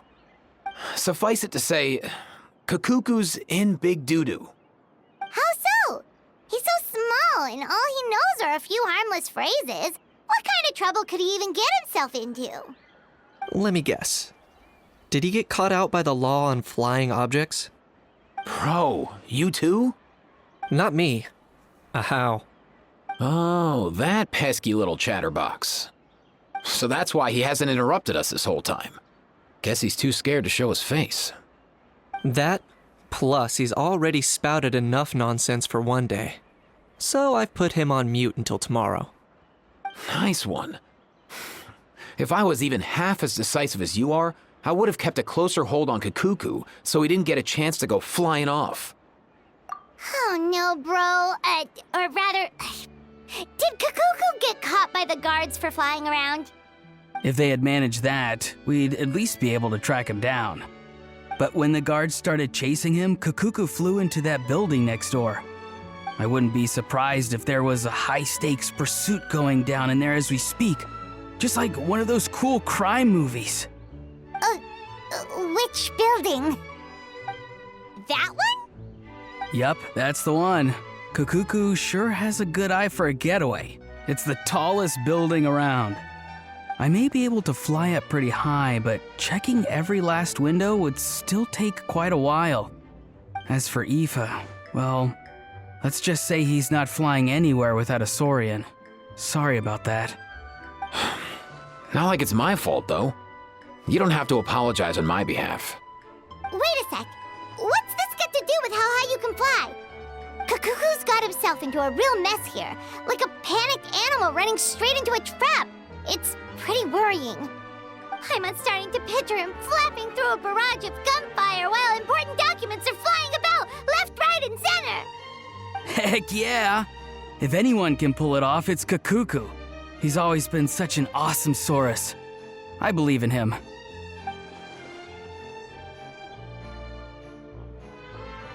For real now? Do you even hear yourself, bro? Of course I'm for real. I'd never make light of something like that. All right. Everyone's an awesome Saurus. Well, the human version. But our priority right now should be to go in there and check up on Kakuku. Leave it to us. You sure? Wow, awesome. That'll be a huge help.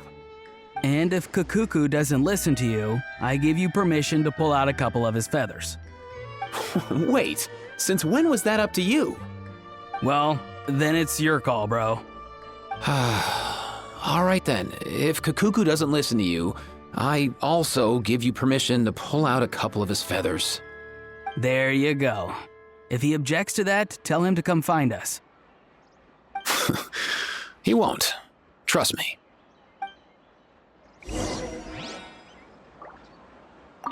Back when we first met Kakuku in the wild and I begged you to take him under your wing, I never imagined you'd end up spoiling him rotten. And I never imagined you'd be nagging me about it. Oh, well, I definitely saw that coming. Huh? You're only 5 years old after all.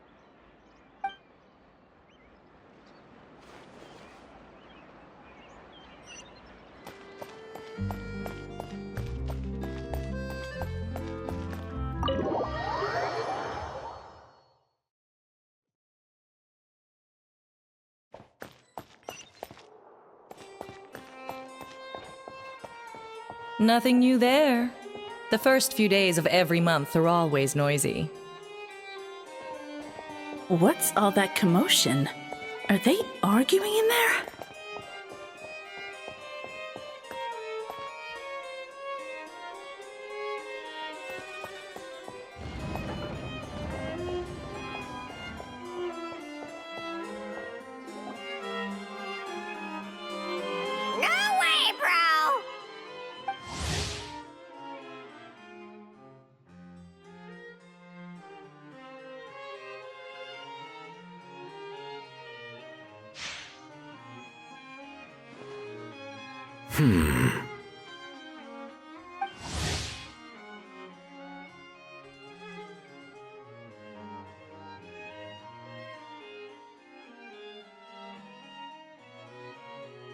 Did he say he came from Natlan?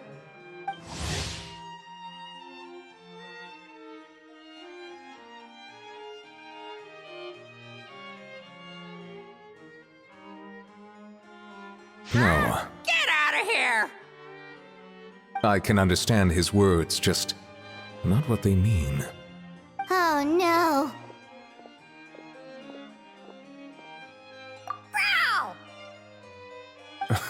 He keeps repeating the same things over and over again. Oh, you know one another.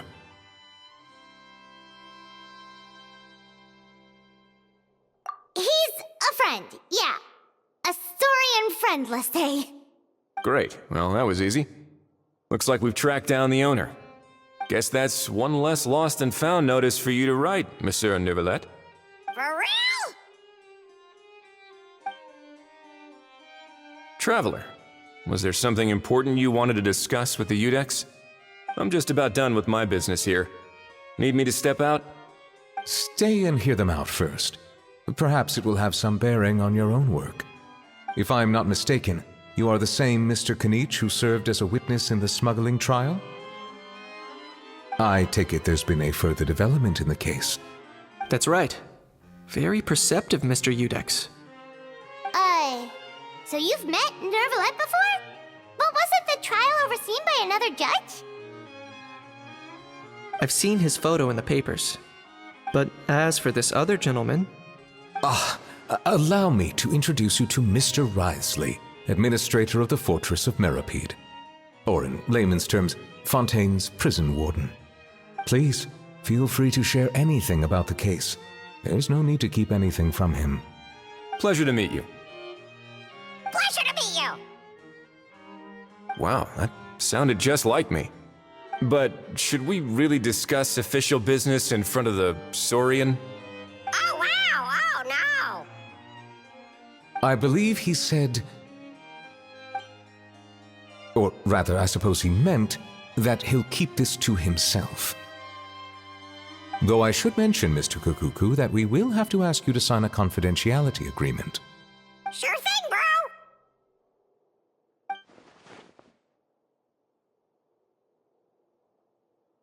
Let us return to the matter at hand. Mr. Kanich, was there something else you wanted to discuss relating to the case? Yes. Let me fill you in.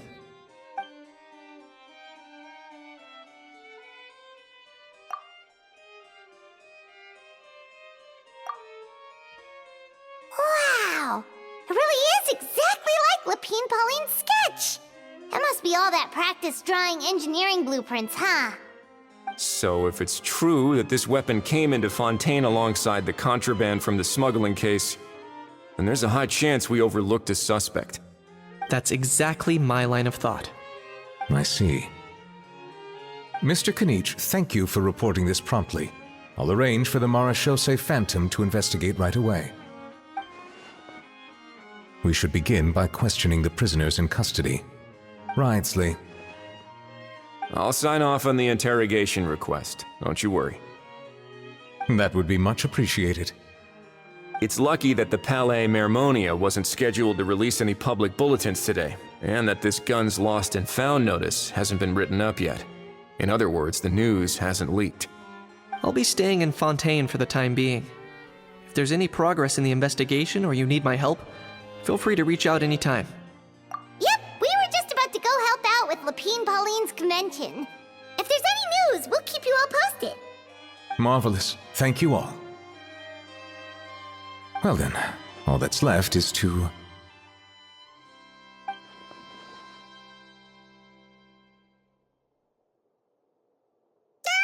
You miss me, bro? He really does come out with the most unexpected things. Who did he learn it all from?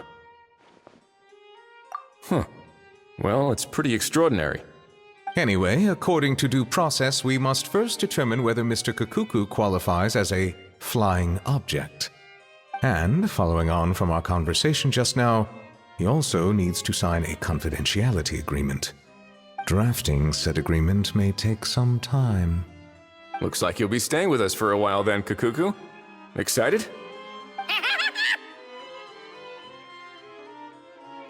That would save us a lot of trouble. Many thanks. All right then, we'd better get going. No need to see us off.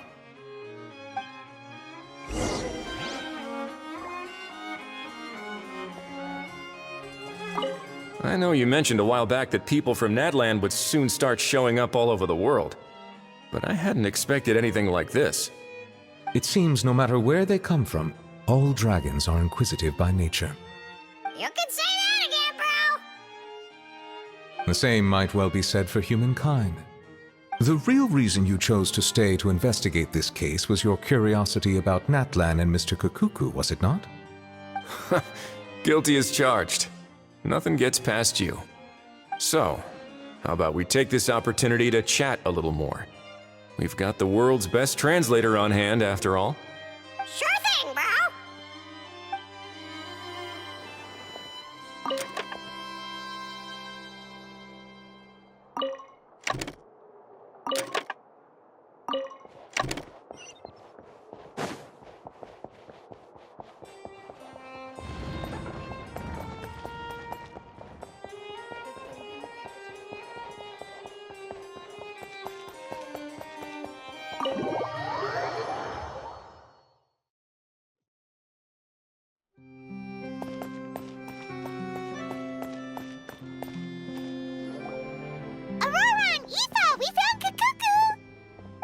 What's the situation? How bad is it? Oh no. When I saw that Kakuku wasn't with you, I'd already prepared myself for the worst. Relax, Aoife. Maybe Kakuku just prefers high-rise living now. Sometimes you just have to let the kids grow up and make their own choices in life. For real now? Do you even hear yourself, bro? It's not that bad. Kakuku's fine. Still very much alive and kicking for starters. He hasn't been arrested either, so no jail time. See? You're not exactly reassuring me here. As for the bad news, well, it's really not that bad. Kakuku accidentally overheard some top secret stuff, so he has to stay at the Palais Mermonia for a while to sign a confidentiality agreement. But there's no need to worry. The person in charge of looking after Kakuku is super nice, so he'll be absolutely fine. All right. That doesn't sound too bad after all. Wow, hearing that's put my mind to rest. But based on my understanding of how things work here, the ban on flying objects should be over by the time Kakuku actually gets out. What a shame. Oh well, I guess we'll just have to go have some fun without him. You don't look disappointed in the slightest. Anyway, Auroron and I will be staying in guest rooms upstairs at the Hotel de Boer for the time being. Feel free to drop by if you need us. Yay! Problem solved! All right, let's catch up another day.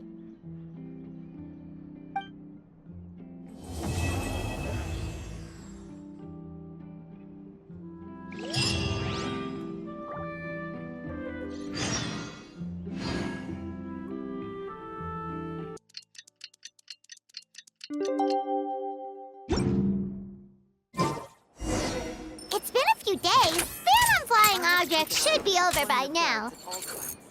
Let's head over to the Palais Mermonia to see how Kakuku's doing.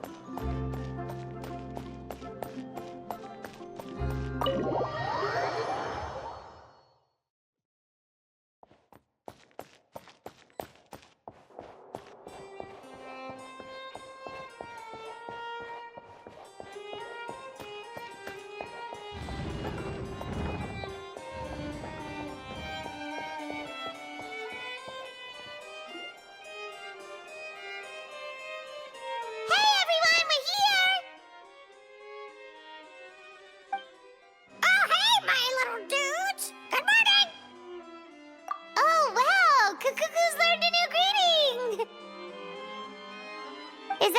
are bad news, though. Sorry, I did everything within my power. But so far, I've only managed to teach him how to say good morning.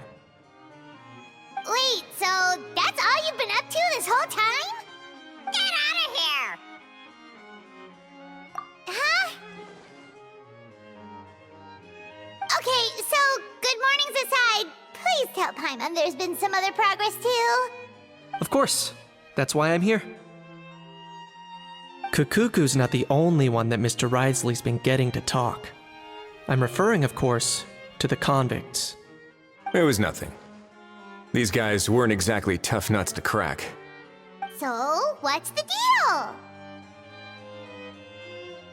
After racking their brains, they remembered speaking to an inconspicuous middle-aged man just as they were preparing to pack up and leave Natland.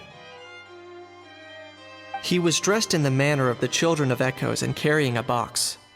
Plus, the description matches the one the gun was found in. All in all, he didn't look any different from your average Natlanese traveler.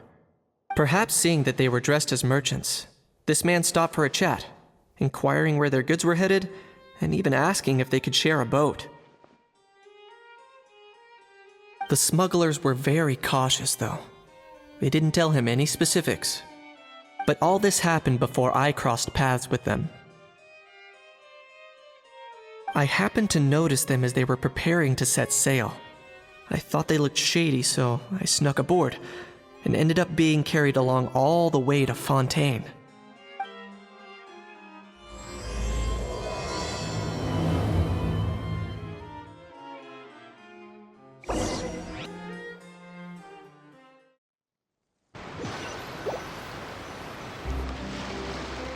Boss, do we know if those Fontainians will even like this stuff? What if we can't shift it? And that's why we call you a rookie. It's all supply and demand, kid. Supply and demand. Natland's foreign trade is just starting to lift off. There'll be a market for it, you'll see. That's right. So stop giving the boss trouble, rookie. Just do your job and keep an eye on the goods. Are they merchants? Have they come to Fontaine to do business? Scarred face. Calloused hands.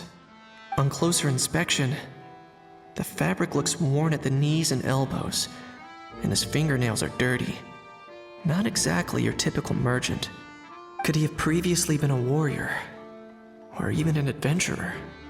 Something feels off. I'd better sneak up and get a closer look.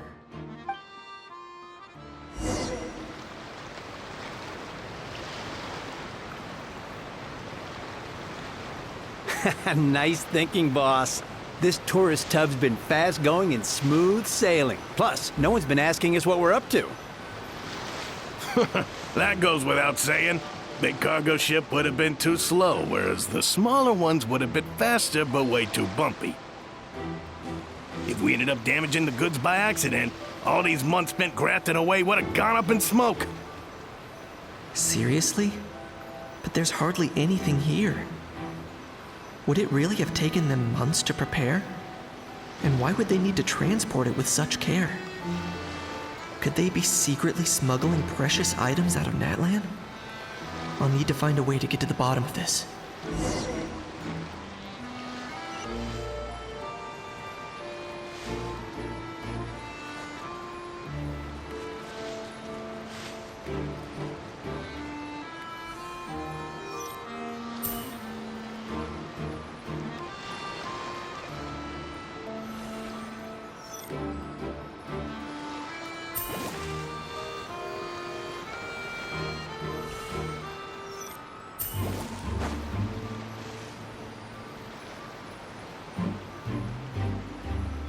What was that sound?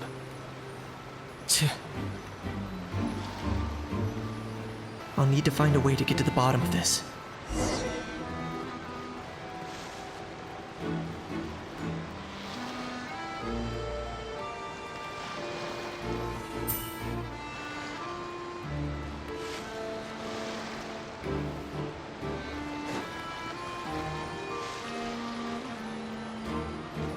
Let's go hear what these criminals have to say for themselves. Sure enough, there are relics inside the box. It's illegal to smuggle such items outside Natlan.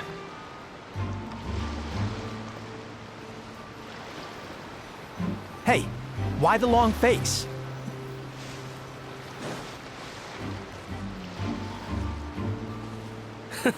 I guess you're right. I was just worried I might have messed up with the packing, or that something's gonna go wrong along the way. Oh, pull yourself together. Tons of foreign tourists come traveling to Fontaine. I bet their luggage is full of all kinds of weird stuff. If someone insists on checking it all, just show them the purchase order we had drawn up. Those Fontainians can't get enough of their legalese, so I've heard. They can look all they want. Aha. So their aim is to smuggle in contraband after all. Looks like I've gathered enough intel about the smugglers and their contraband. Time to inform port security.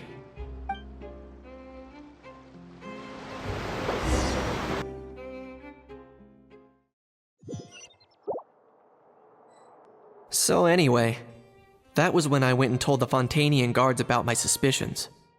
After an investigation and a chase, they finally apprehended them and sent them on their way.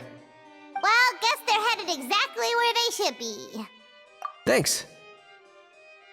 Based on your recollections just now, I was completely focused on those smugglers at the time, so I wasn't really paying attention to other passersby. Yeah, Kanish, you did great! in other words, the person who brought the gun here, the one who lost it, has no connection to the smugglers whatsoever. They were working entirely on their own. Oh dear, oh dear! Sounds like Mr. Kakuku wants to chime in?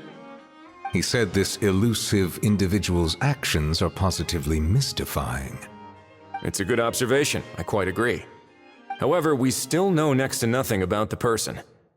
Perhaps we should start by focusing on the lost item itself.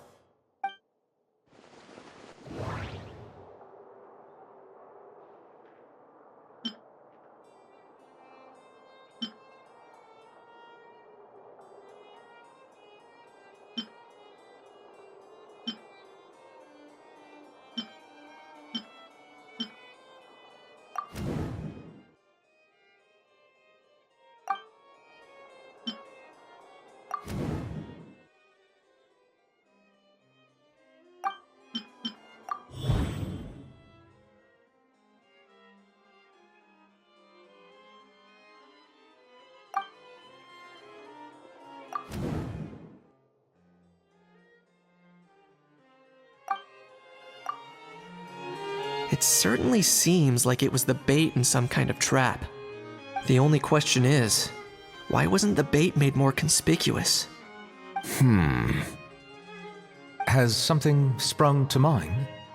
I just remembered a film I watched this one time. Huh? Oh, wow! No way, bro! Hold on, let me explain. Just now, the traveler speculated that this box might have been placed there on purpose, as if the intention was for someone to come pick it up. That got me thinking about those films about kidnapping cases. When they demand their ransom, the kidnappers tell the victim's family to leave money or valuables at a designated spot for someone to come pick up. That doesn't merely happen in films. There have been similar cases in real life. In fact, if anything, it's probably the real-life events that inspired the films. Sounds plausible. Ooh! Wait! This raises the stakes to a whole new level! If the gun really was some kind of ransom, then... Since we took the box, the kidnappers never got their payment, so... does that mean they... executed the hostage? I agree. I don't believe we have a kidnapping on our hands. Selling off stolen goods is extra work that most kidnappers would want to avoid. Unless they're after something very specific, they tend to just ask for cash. Could we be dealing with a kidnapper who's dead set on getting their hands on an ancient dragon handgun? It's not impossible, but the likelihood is very slim. We can discount that possibility for now. And speaking of selling stolen goods, don't you think this looks more like a transaction?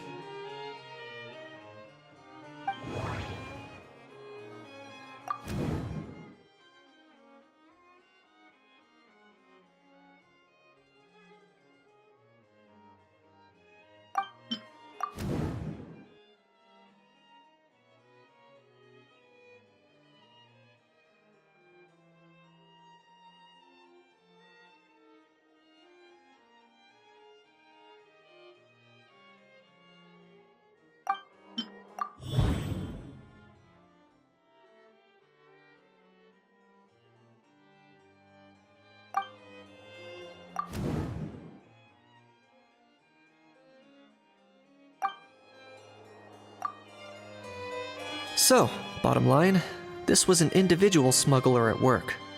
Exactly. And it was the location itself that caused the deal to fall through. The last thing they would have expected was for a quiet beach to turn into a bustling film convention overnight. Not only is the area now packed with tourists, but the Spina di Rosula have a presence there. I'll bet that both parties were completely caught off guard. That sounds like a plausible theory, but how do we verify it? Looks like your people better start rolling up their sleeves. How so? Easy. Just follow the usual procedure by putting up a lost and found notice. The more routine we make it seem, the more likely the suspect will come forward to claim it. Even if they send a proxy, we're liable to get our hands on new leads. And timing-wise, it's about time we updated the bulletin board anyway. All we need now is a lucky gestionnaire to write up the notice for us post-haste. Ah, so that's what you meant by rolling up their sleeves. In that case, I may as well write it myself. Delegating this to someone else would require an additional explanation. Or are you just not used to asking others to work overtime? Is that really a major concern here? Well, looks like I won't be needed around here. At least until the notice has been posted. You could always wait here if you like. The Palais Mermonia serves a particularly fine cup of tea if that swings it for you. Thanks, but no thanks. I left a very noisy creature with a friend before heading out, so I should probably get back to feed it. Ah, I wasn't aware that you had a pet, Mr. Kanich. Speaking of pets... Get out of here! Out of here! Yep, that's the plan. Out of here indeed. I believe that what Wriothesley is trying to say is, you are free to leave, Mr. Kukuku. Furthermore, it has been determined that Mr. Kukuku should not, in fact, be classified as a flying object. As such, he shall be free to move around Fontaine whenever he so pleases. You're the best, bro! Oh, that really is good news! Travelers, should we bring Kukuku back to Aoife and Auroran? I shall leave him in your capable hands. Indeed.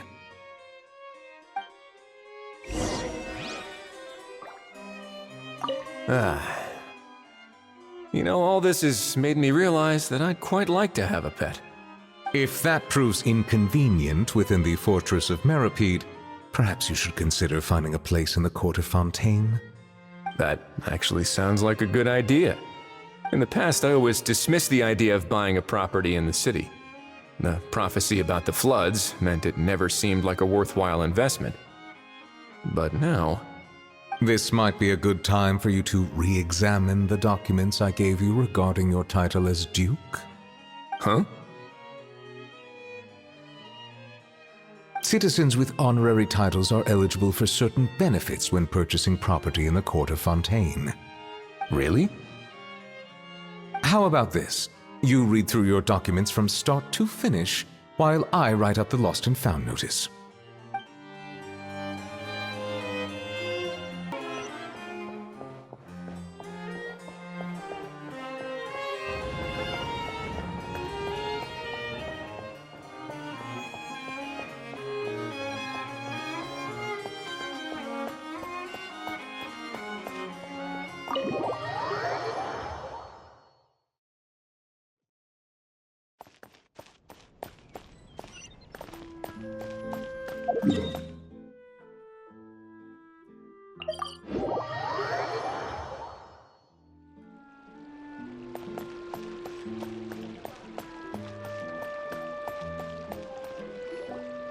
How?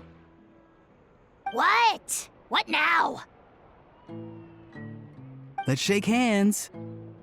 Fine by me. Get ready for a knuckle sandwich! Ugh.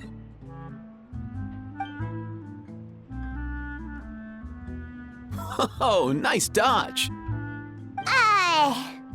Paimon feels strangely inclined to keep a safe distance. Did you miss me, bro? Cuckoo, you're free! Ugh, not you again. Nope, didn't miss you in the slightest. Hey, Gramps. And hey, Paimon and Kanich. It's good to see you all. Thanks for bringing Kukuku back. Get it away! Get away from me! Nice to meet you, bro. Who are you calling bro? Say that again to my face! I dare you. If you've got the energy to argue this much, you're clearly not hungry yet. Let's go find something to eat while a How lives his best life. Poor How. He spent all day being tormented by Auroron, only to discover that the suffering's just begun. Eva, as a Saurian vet, how can you just sit back and watch our little dragon bro suffer?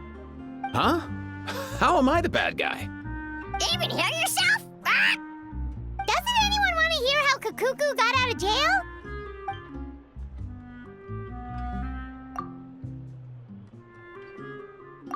Don't lose hope, How.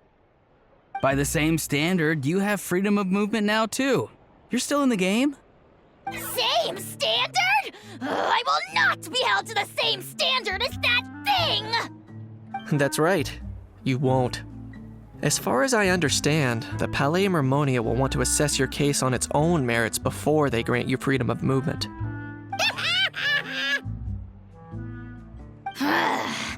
Where's that Saurian meat restaurant again? I'm gonna march that little pink balloon right into the kitchen! Yeah, good luck with that, bro. You'll be putting your own neck on the line, too. Also, there's no such restaurant!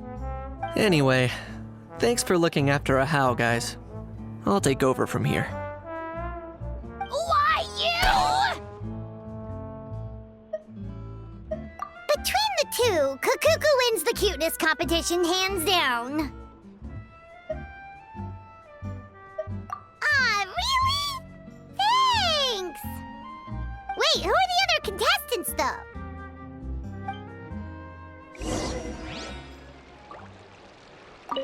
So now that our crew's back together again, what's our next move?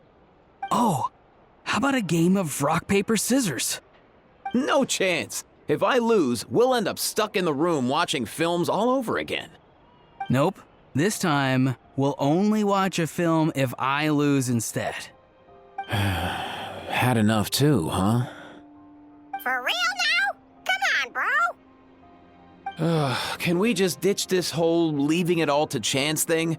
Why don't we take our fate into our own hands? Aren't we doing that already?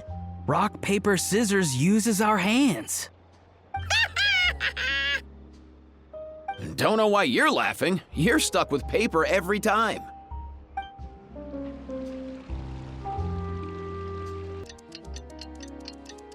The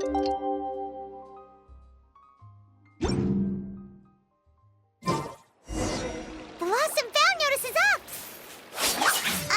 Maybe we should go hang around the Palais Mermonia to see if anyone shows up to claim it.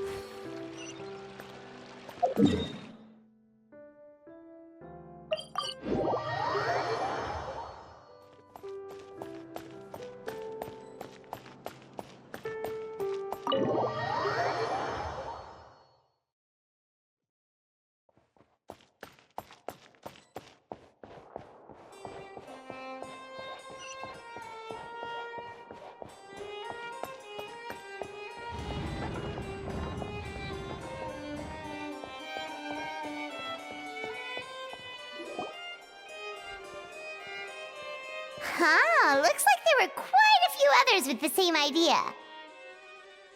Ah, hello, you two. Have there been any developments? Okay, guess not. Well, the notice was only just posted. Guess it's pretty unlikely that someone would show up right at... Special Patrol, open up! Ah! Who's there? What's going on? The Special Patrol? I don't think that's who this is. Hey, this isn't the time for silly jokes! Let's go check it out.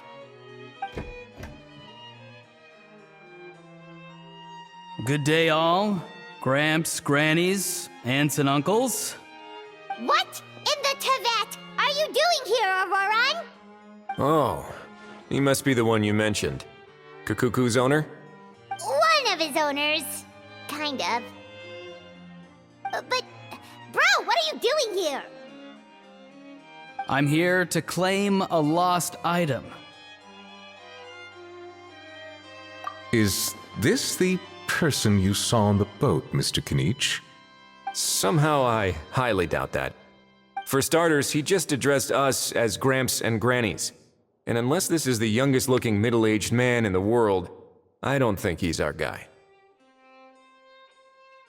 Huh. Was there something wrong with my door-knocking etiquette? That's how they do it in all the films. That's not door-knocking etiquette. That's the Special Security and Surveillance Patrol doing their job. Completely different things. Oh, I see. I figured it was just a polite way of requesting entry to show the people inside you had something important to discuss. Oh, sorry about that. I totally goofed that one up. Give me a moment. I'll go back out and try again. So, Roran, you said you were here to claim a lost item. What did you lose? Yeah, so basically...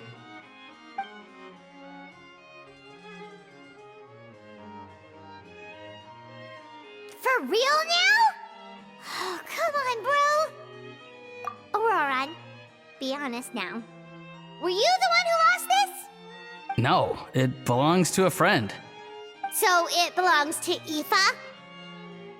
Of course not. Aoife has his own gun.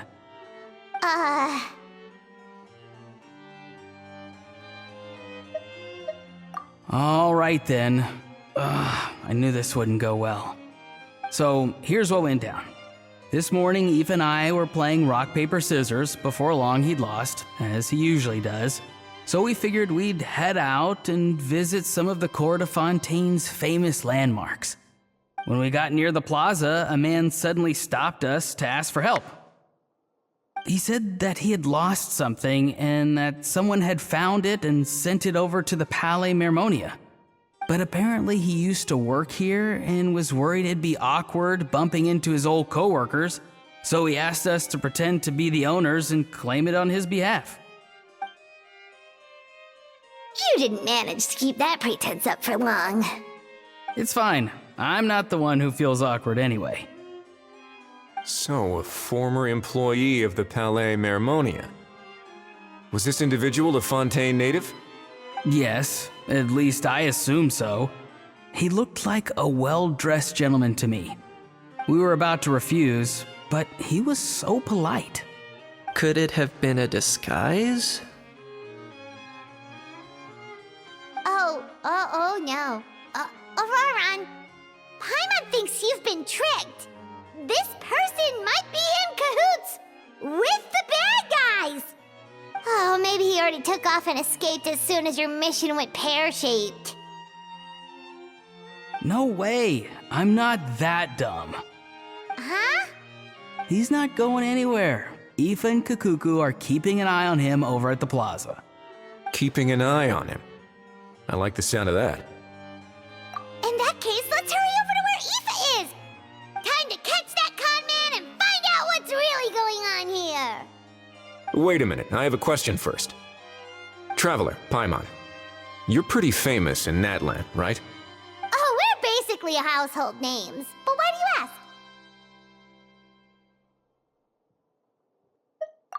ask?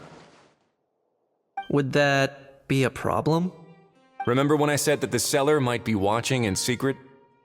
If so, then picking a Roran to do their dirty work was a careless mistake on their part. It suggests that the person who got Auroron to claim the item might not be fully in the know themselves. There are plenty of unanswered questions, but standing around racking our brains won't help. However, I still suggest that the famous faces among us, meaning the Traveler and Kinich, oh, and of course, Monsieur Nivelette too, stay here for the time being. We'll empty the box, give it to Auroron, and then he can claim the item as if nothing happened. I'll follow to check if anyone is watching. I doubt anyone would recognize me anyway, so I shouldn't draw too much attention. I think this plan is worth a try. I shall leave it to the pair of you. So, I have to go undercover again, right? Well, not exactly undercover. Just drop the special patrol persona and be yourself instead. Roger that. Over and out.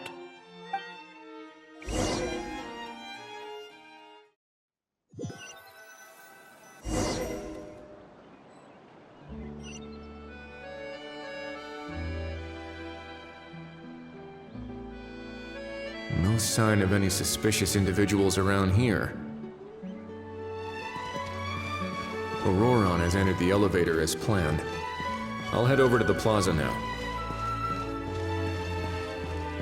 Which is more valuable, unlimited Auroron's taking the elevator. I should take a different route to the plaza.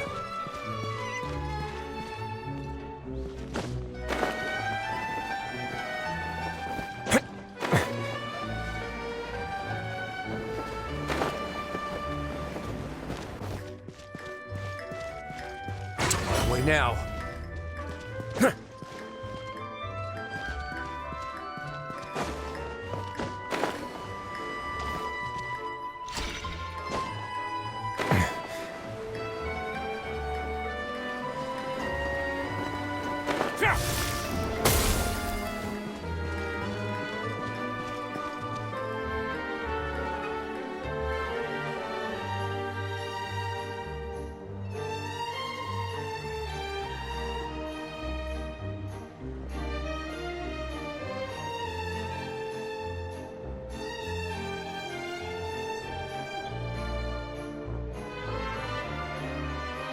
Nothing suspicious going on here either. Strange. Maybe we're overthinking this? Oh dear! Oh dear! Stop with the pecking! Stop with the pecking! Please, sir, I'm begging you, do me a favor and get this pet of yours under control! The heck are you on about? Sorry, but he's not my pet. He's my coworker. And I should warn you, he's not too happy with how you're talking about him. What the? This thing has a job? So in that land, they just dish out jobs to any old thing. Uh-oh. Kukuku's not too big on being called a thing either. You're on your own now. I'm sorry. Please, Mr. Kukuku. Master Kukuku. Lord Kukuku. I meant no offense, I promise. All right, Kukuku. That'll do for now. Let me ask him some questions first. Sure thing, bro. Auroron actually looks pretty serious this time. Was he just pretending to be clueless earlier? Interesting. Think I'll sit back and see how this plays out. You actually got it? Wow, didn't think it would be that easy. Ah, excellent. Looks like sending you was the right approach after all. After all? I mean, because the staff at the Palais Mermonia don't recognize you, right? So I got it, but I don't remember promising I'd hand it over. Huh? This thing's pretty cool. I've taken a bit of a liking to it.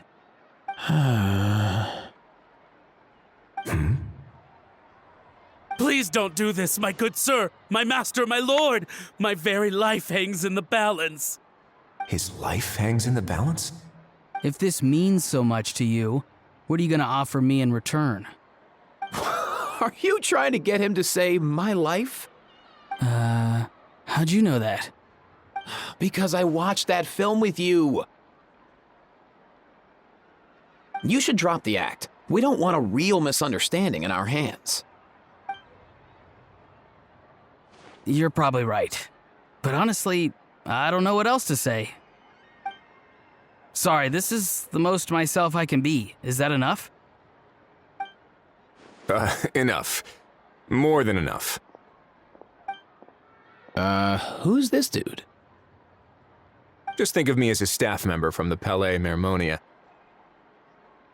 Now, if you don't mind, I have some questions for this gentleman about that life or death treasure you were just discussing. Truthful answers appreciated, of course. Oh no, I'm toast now. What's that supposed to mean? You don't think the Palais Mermonia has the ability to protect our citizens? No, I mean, yes, of course they do. Please ask away. I could do that. But I'd rather you just tell the whole story from the beginning. I suppose I only have myself to blame. Such a rare antique, I couldn't resist. I'm a collector of antiques.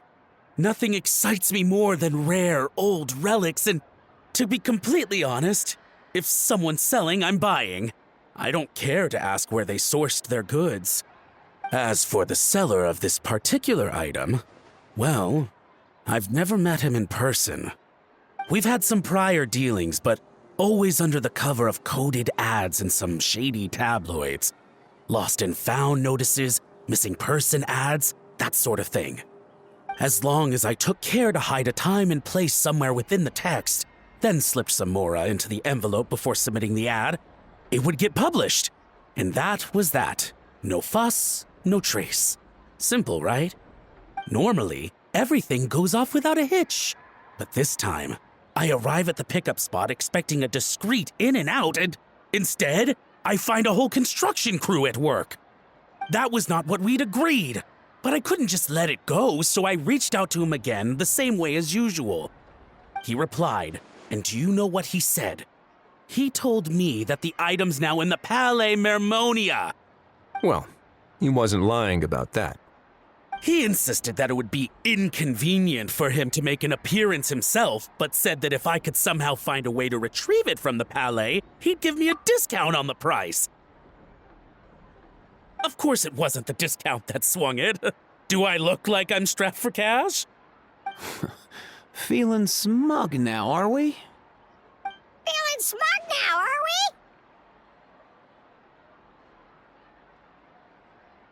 we? No, please go easy on me. Go on.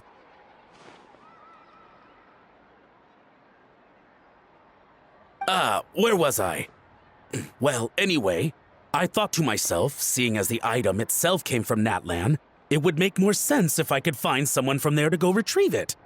And by a stroke of complete and utter coincidence, I just so happened to see these two young folks wandering around, so I'm so very sorry I underestimated the pair of you. I need you to clear something up for me. You haven't paid the seller yet, correct? And yet he told you to collect the item from the Palais Mermonia. Was he not worried that you just split afterwards? Well, to be honest, though I can't claim to know him very well, he, on the other hand, seems to know my name and where I live. Besides, this is a guy who managed to get his hands on an ancient Natlanese weapon. That's probably not the kind of person I want to double-cross. Fair. That makes sense. So, Mr. Please, just call me Argento. All right, Mr. Argento. Listen very carefully to what I'm about to say. It will determine how much of the rest of your life you'll be spending beneath the waves. What does he mean?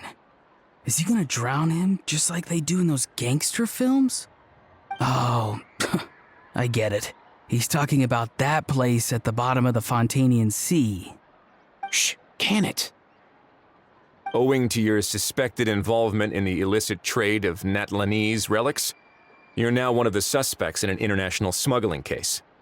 A trip to the Opera Epiclese seems unavoidable at this stage, but on the bright side, you still have one chance to make things right. Okay. Do I really? Please tell me what to do. It's very simple. Just reach out to your seller in the same way as usual, arrange to meet, bring the money, and make the deal. Just be sure to let me know all the details. I'm talking time, place, the whole lot. If we can catch the other party by doing this, you'll have gone some way toward redeeming yourself. Understand? Oh, I see. I understand. You shall have my full and unadulterated cooperation. Good. Don't break the law, and don't even think about making a run for it. The Palais Mermonia will be watching you and ensuring your safety. All right, take the box, but leave your ID and other documents behind. You can go now. As for you two... Protocol dictates that I should take you both back to the Palais and have you sign a confidentiality agreement. But that would take a lot of time and effort. Such a hassle, bro! See? Mr. Kakuku knows exactly where I'm coming from. So, I was thinking, since you're all friends of the Traveler... I understand, sir. We got dragged into this by accident, and it has diddly squat to do with us. And out of respect for the Traveler, we won't say another word. Oh, I know this part. We better keep our mouths shut, or we'll both be sleeping with the fishes in the tailor-made pair of cement shoes. In that case, I understand completely. Not exactly what I was going for, but if that's how you want to understand it, then be my guest. Then it's settled. Thanks for your help.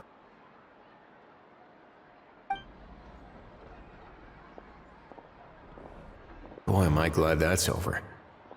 That's enough work for one day. Time to head back.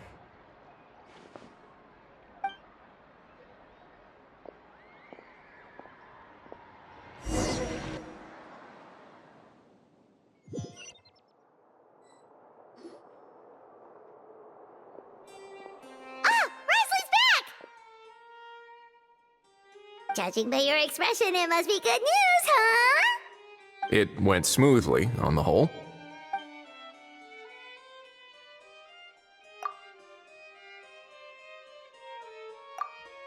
So basically, we hold off until Argento and the other party have set up the next stage of the transaction. Then we plan our next move. Patience will be key. I get that. It's like hunting. I'm just not sure the other party will take the bait so easily. Well, if he didn't need the money, or if he valued self-preservation over making a profit, he could have walked away as soon as the contraband was brought to the Palais Mermonia. On top of that, although he hasn't shown his face yet, he seems to have no followers or accomplices, and he's relying on an extremely limited set of options to push the deal along. So, if you ask me, he seems like someone who cares a lot about his image and has a somewhat high opinion of himself, but lacks any real ability.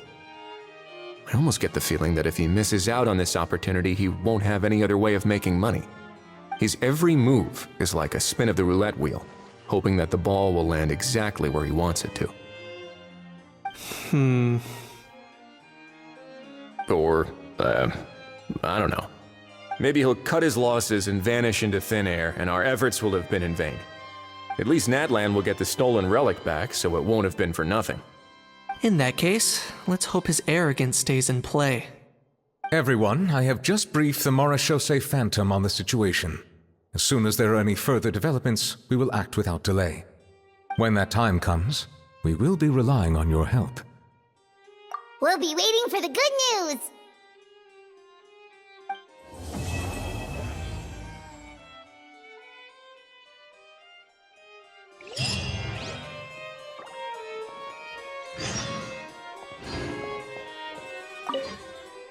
On the topic of kidnapping cases... How exactly do we define the subject of a kidnapping? According to the regulations, I mean. Aside from humans, do pets count? What about sentient non-human beings? Of course, Melazines go without saying, but what about a being like Kakuku? I am surprised that you are unfamiliar with the legal provisions on this matter. If I knew all the laws like the back of my hand, I wouldn't have ended up in the fortress of Meripede, would I? That is no laughing matter, Wriothesley.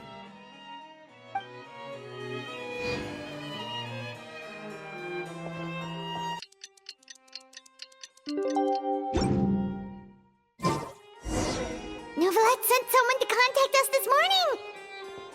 That must mean there's been some progress! No time to waste! Let's head out!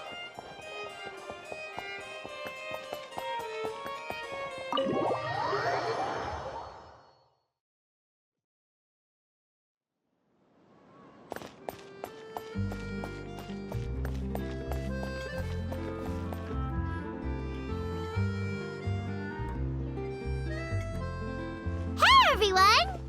We're not late, are we? No, you're just in time. Well rested, I trust?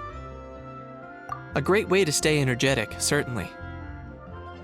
We received word from Mr. Argenteau yesterday, confirming the time and location of the transaction. It'll take place this afternoon, and it turns out it'll be somewhere we all know pretty well, too. The Film Fantasyland restaurant. Oh, really?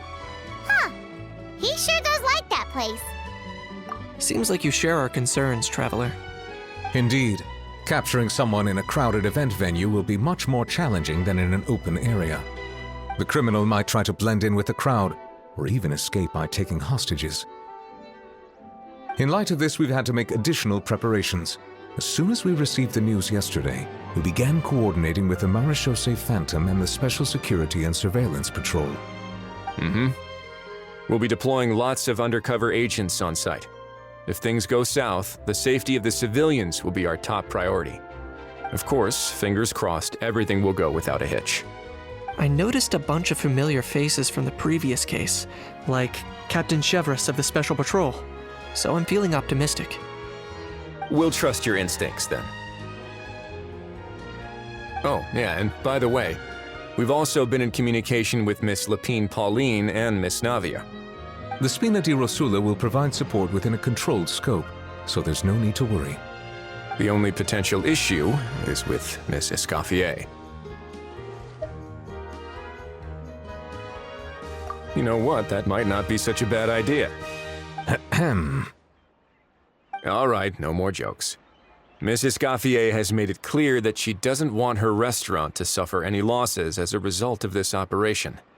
But, well, I have a feeling things might not go quite as smoothly as she hopes. To be honest, we shouldn't have dragged you into this in the first place, and it's caused you quite enough trouble already. The Fontainian authorities should be able to handle the rest from here. But still, I'm guessing you'd like to see how it all turns out. Well then, feel free to head down to the scene, but just stay alert and play it by ear. You won't necessarily have to do anything, unless things go pear-shaped, of course. I'll do my best to ensure that things don't escalate to that point. Of course. There are still a lot of unanswered questions, but our intel so far indicates that the culprit's from Natlan. Plus, I'm already a witness in this case. Might as well see this thing through to the end. That's the Knight we know and love.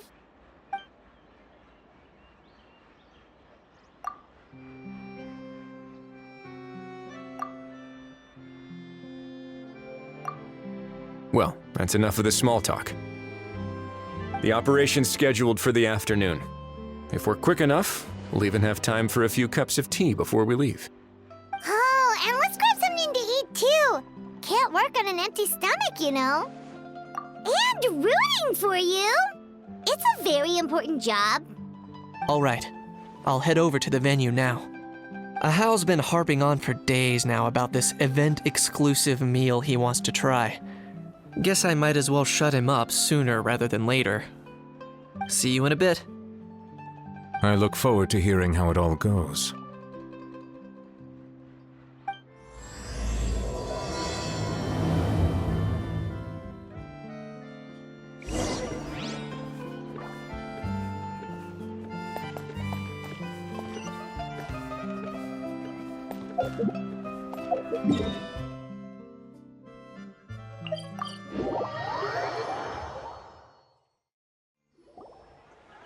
This beach seems to be getting livelier by the day.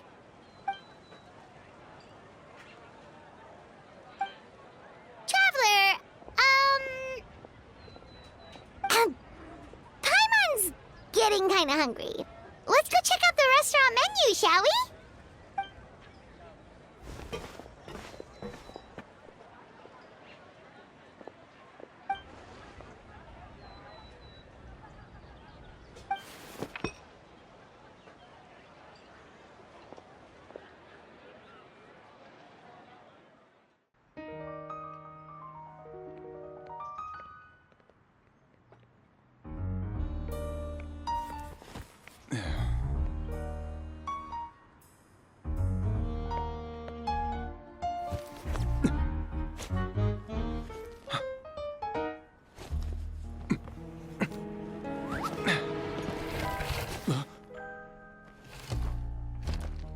Your friend thought you might be thirsty.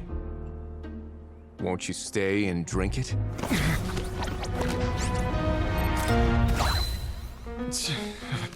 I tend to steer clear of drinks left out in the open.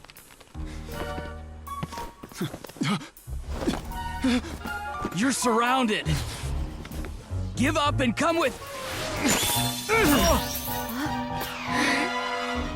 You lousy swine! Stop right there! Oh, look! A surprise performance! Wow! How lucky we are! Quick, take a photo! After him!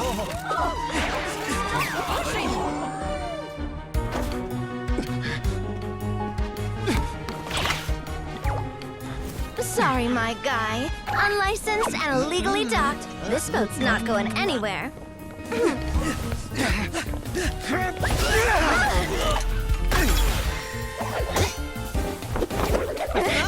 Quick! Don't let him get away! Be careful! Amazing! Lowly worm! No one flies higher than the almighty Dragon Lord! Who's stealing my fun? You again! You're driving me crazy! Oh, wow,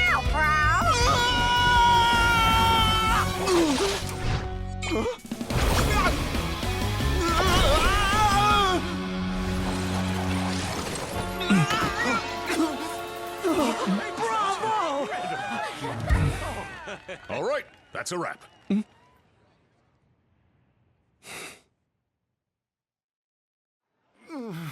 Unbelievable! You can't just drag someone around like that! Such blatant disregard for human life! I'm gonna sue the living daylights out of you! Will you now? I think I did you a favor by pulling you away from your audience. Saved you some face at the very least. As for whether you were facing up or down along the way, well, that was your decision, wasn't it? Why, you...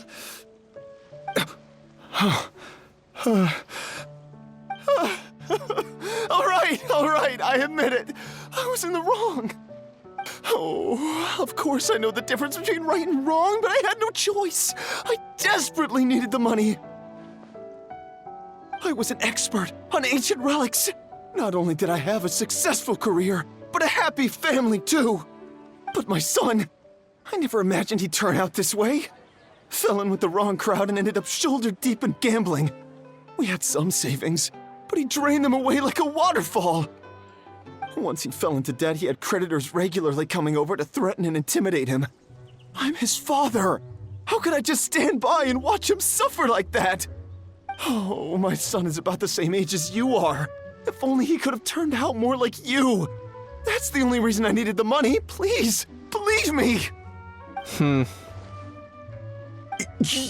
You... Please, kid, I'm begging you. Help me. I see you're from Natland too. That makes us brothers. Please, have mercy. I still have a chance to help my son straighten himself out. But only if I get back. If I go to prison now, he'll be doomed, I tell you, doomed! And isn't standing together and fighting for a better future what families do? Our fate is in your hands, young man. Please, have a heart. Something wrong, Kanich? Gone soft, have we?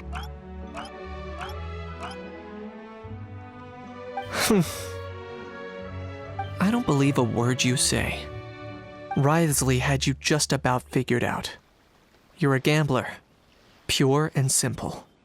A gambler? Me? Nonsense! I told you, it's my son! First of all, are you really from Natlan? You've been keeping tabs on the gun's whereabouts this whole time. You should have recognized at least one familiar face by now. On top of that, the way you threatened to sue me? Spoken like a true Fontanian, if you ask me. Huh? What kind of logic is that? I can explain. I actually grew up in... I don't want to hear another word. Ahau, here's your chance. Shut someone else up for once. The moment I've been waiting for. Eat this, scumbag! Being a compulsive liar is one of the hallmarks of a die-hard gambler. I bet you're just a Fontainian pretending to be from Natlan. Even if you have any friends or family to speak of, I'm guessing they've long since cut all ties with you. And you have your depraved ways to thank for that. Of course, I might be wrong. But does that matter? I'm just here to arrest you. If you're looking for an advocate or a shoulder to cry on, you're out of luck. Besides, prying the truth out of you is exactly what your beloved courts are for. Isn't that right?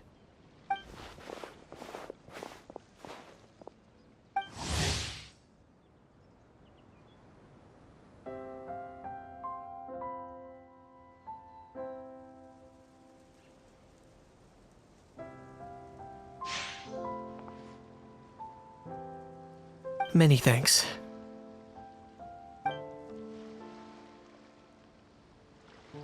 And me? What about me? So rude. You should be bowing down in gratitude to the almighty Dragon Lord.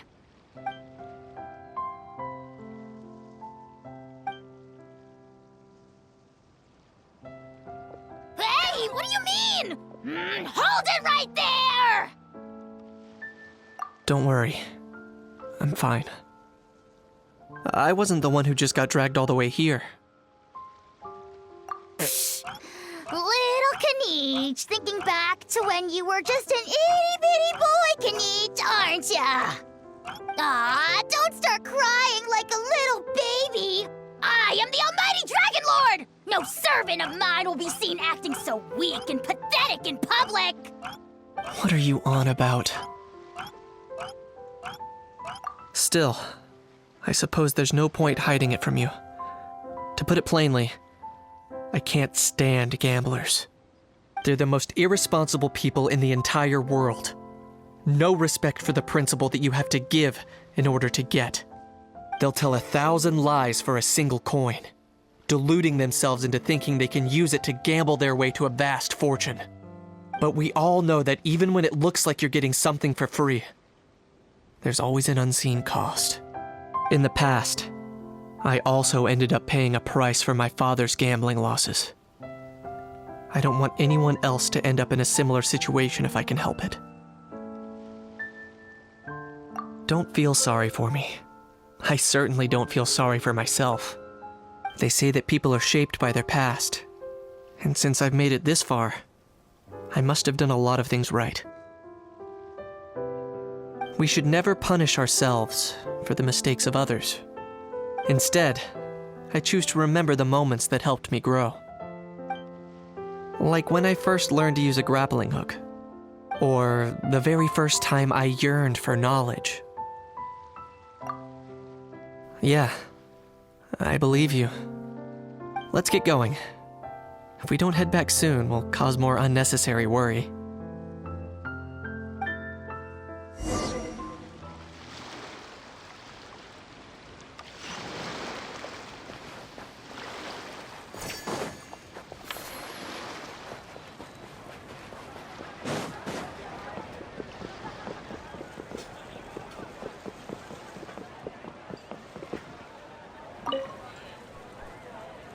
Traveler Kanich, you're back! We just saw Chevro's taking the criminal away. She looked pretty pleased with herself. So after so much running in circles, turns out he had no fight in him, huh? Guess running away was the only trick up his sleeve.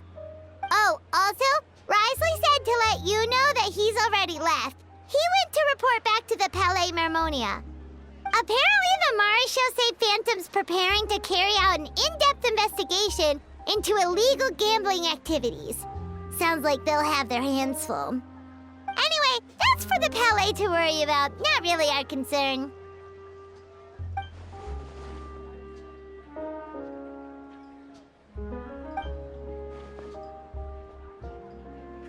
Hey, it's not like you to give up so easily, Charlotte.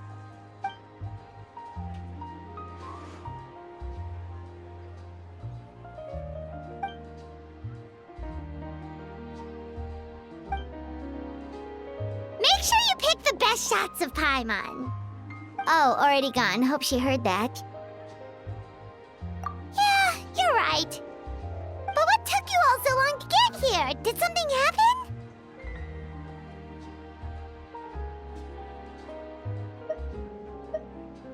What? Rumors and slander! When have I, the almighty Dragon Lord, Kahulahau, ever sunk to such sniveling? Often, actually. To be honest, I haven't decided yet. At the moment, I've got nothing urgent to get back for. And, in any case, the court might need me to testify again. Plus, that gun's still a key piece of evidence. I'll probably have to wait until the case is closed before I can return it to Natlan. So, I guess I'll be sticking around to enjoy the beach a little longer.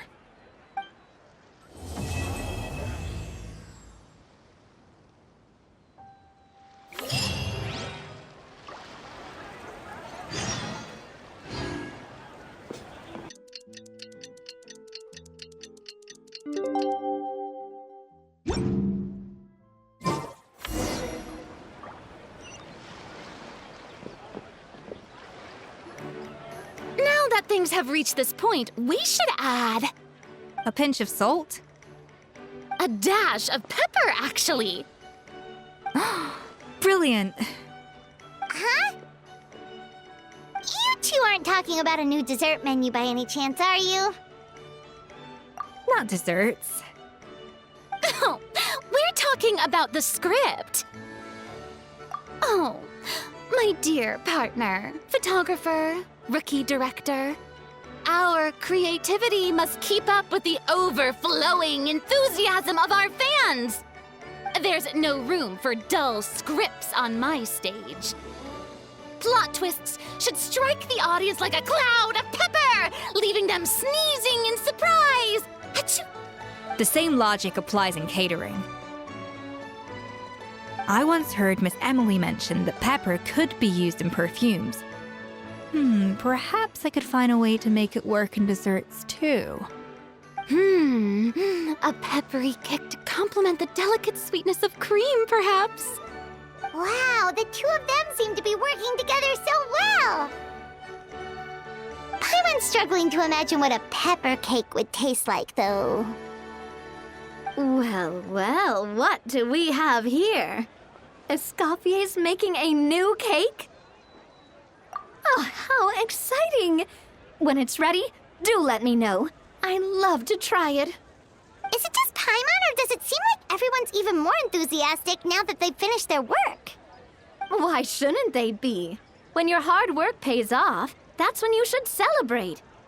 It's like a batch of fresh macarons. You should never let fear of sweetness stop you from adding all the filling you please. After all, if there's ever a time to pile on the sugar, it's when you're making macarons. Pile on the sugar! Pile on the sugar! And why are we piling on the sugar? Lepine Pauline, you're here! Is it ready? Of course! It all went according to plan. Huh? Were you off on some kind of important task? I was indeed. Please accept this.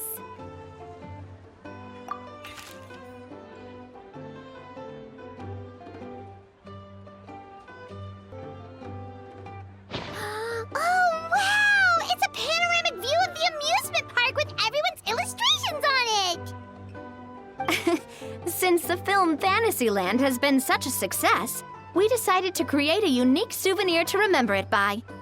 We built this park together brick by brick, so we decided we'd all contribute to drawing this map together too. To be fair, it was mostly thanks to Miss Lepine Pauline. She's our expert when it comes to drawing after all. But we all did our best to leave our own marks too. That's right! And on top of that, Traveler, I'm offering you a most special privilege. You get to add a mustache to my portrait!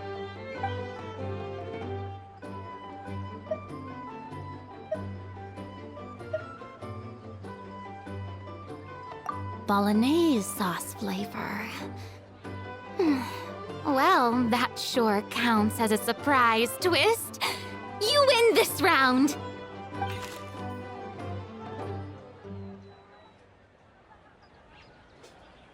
All right then. Now that you're the proud owner of this commemorative map, you can draw as many different flavored mustaches on it as you like. Sounds like a pretty tasty map. We'll look after it well. Great! Your satisfaction is our #1 priority. Everything's all in order. Now it's time to relax. Forget about work and just enjoy the park.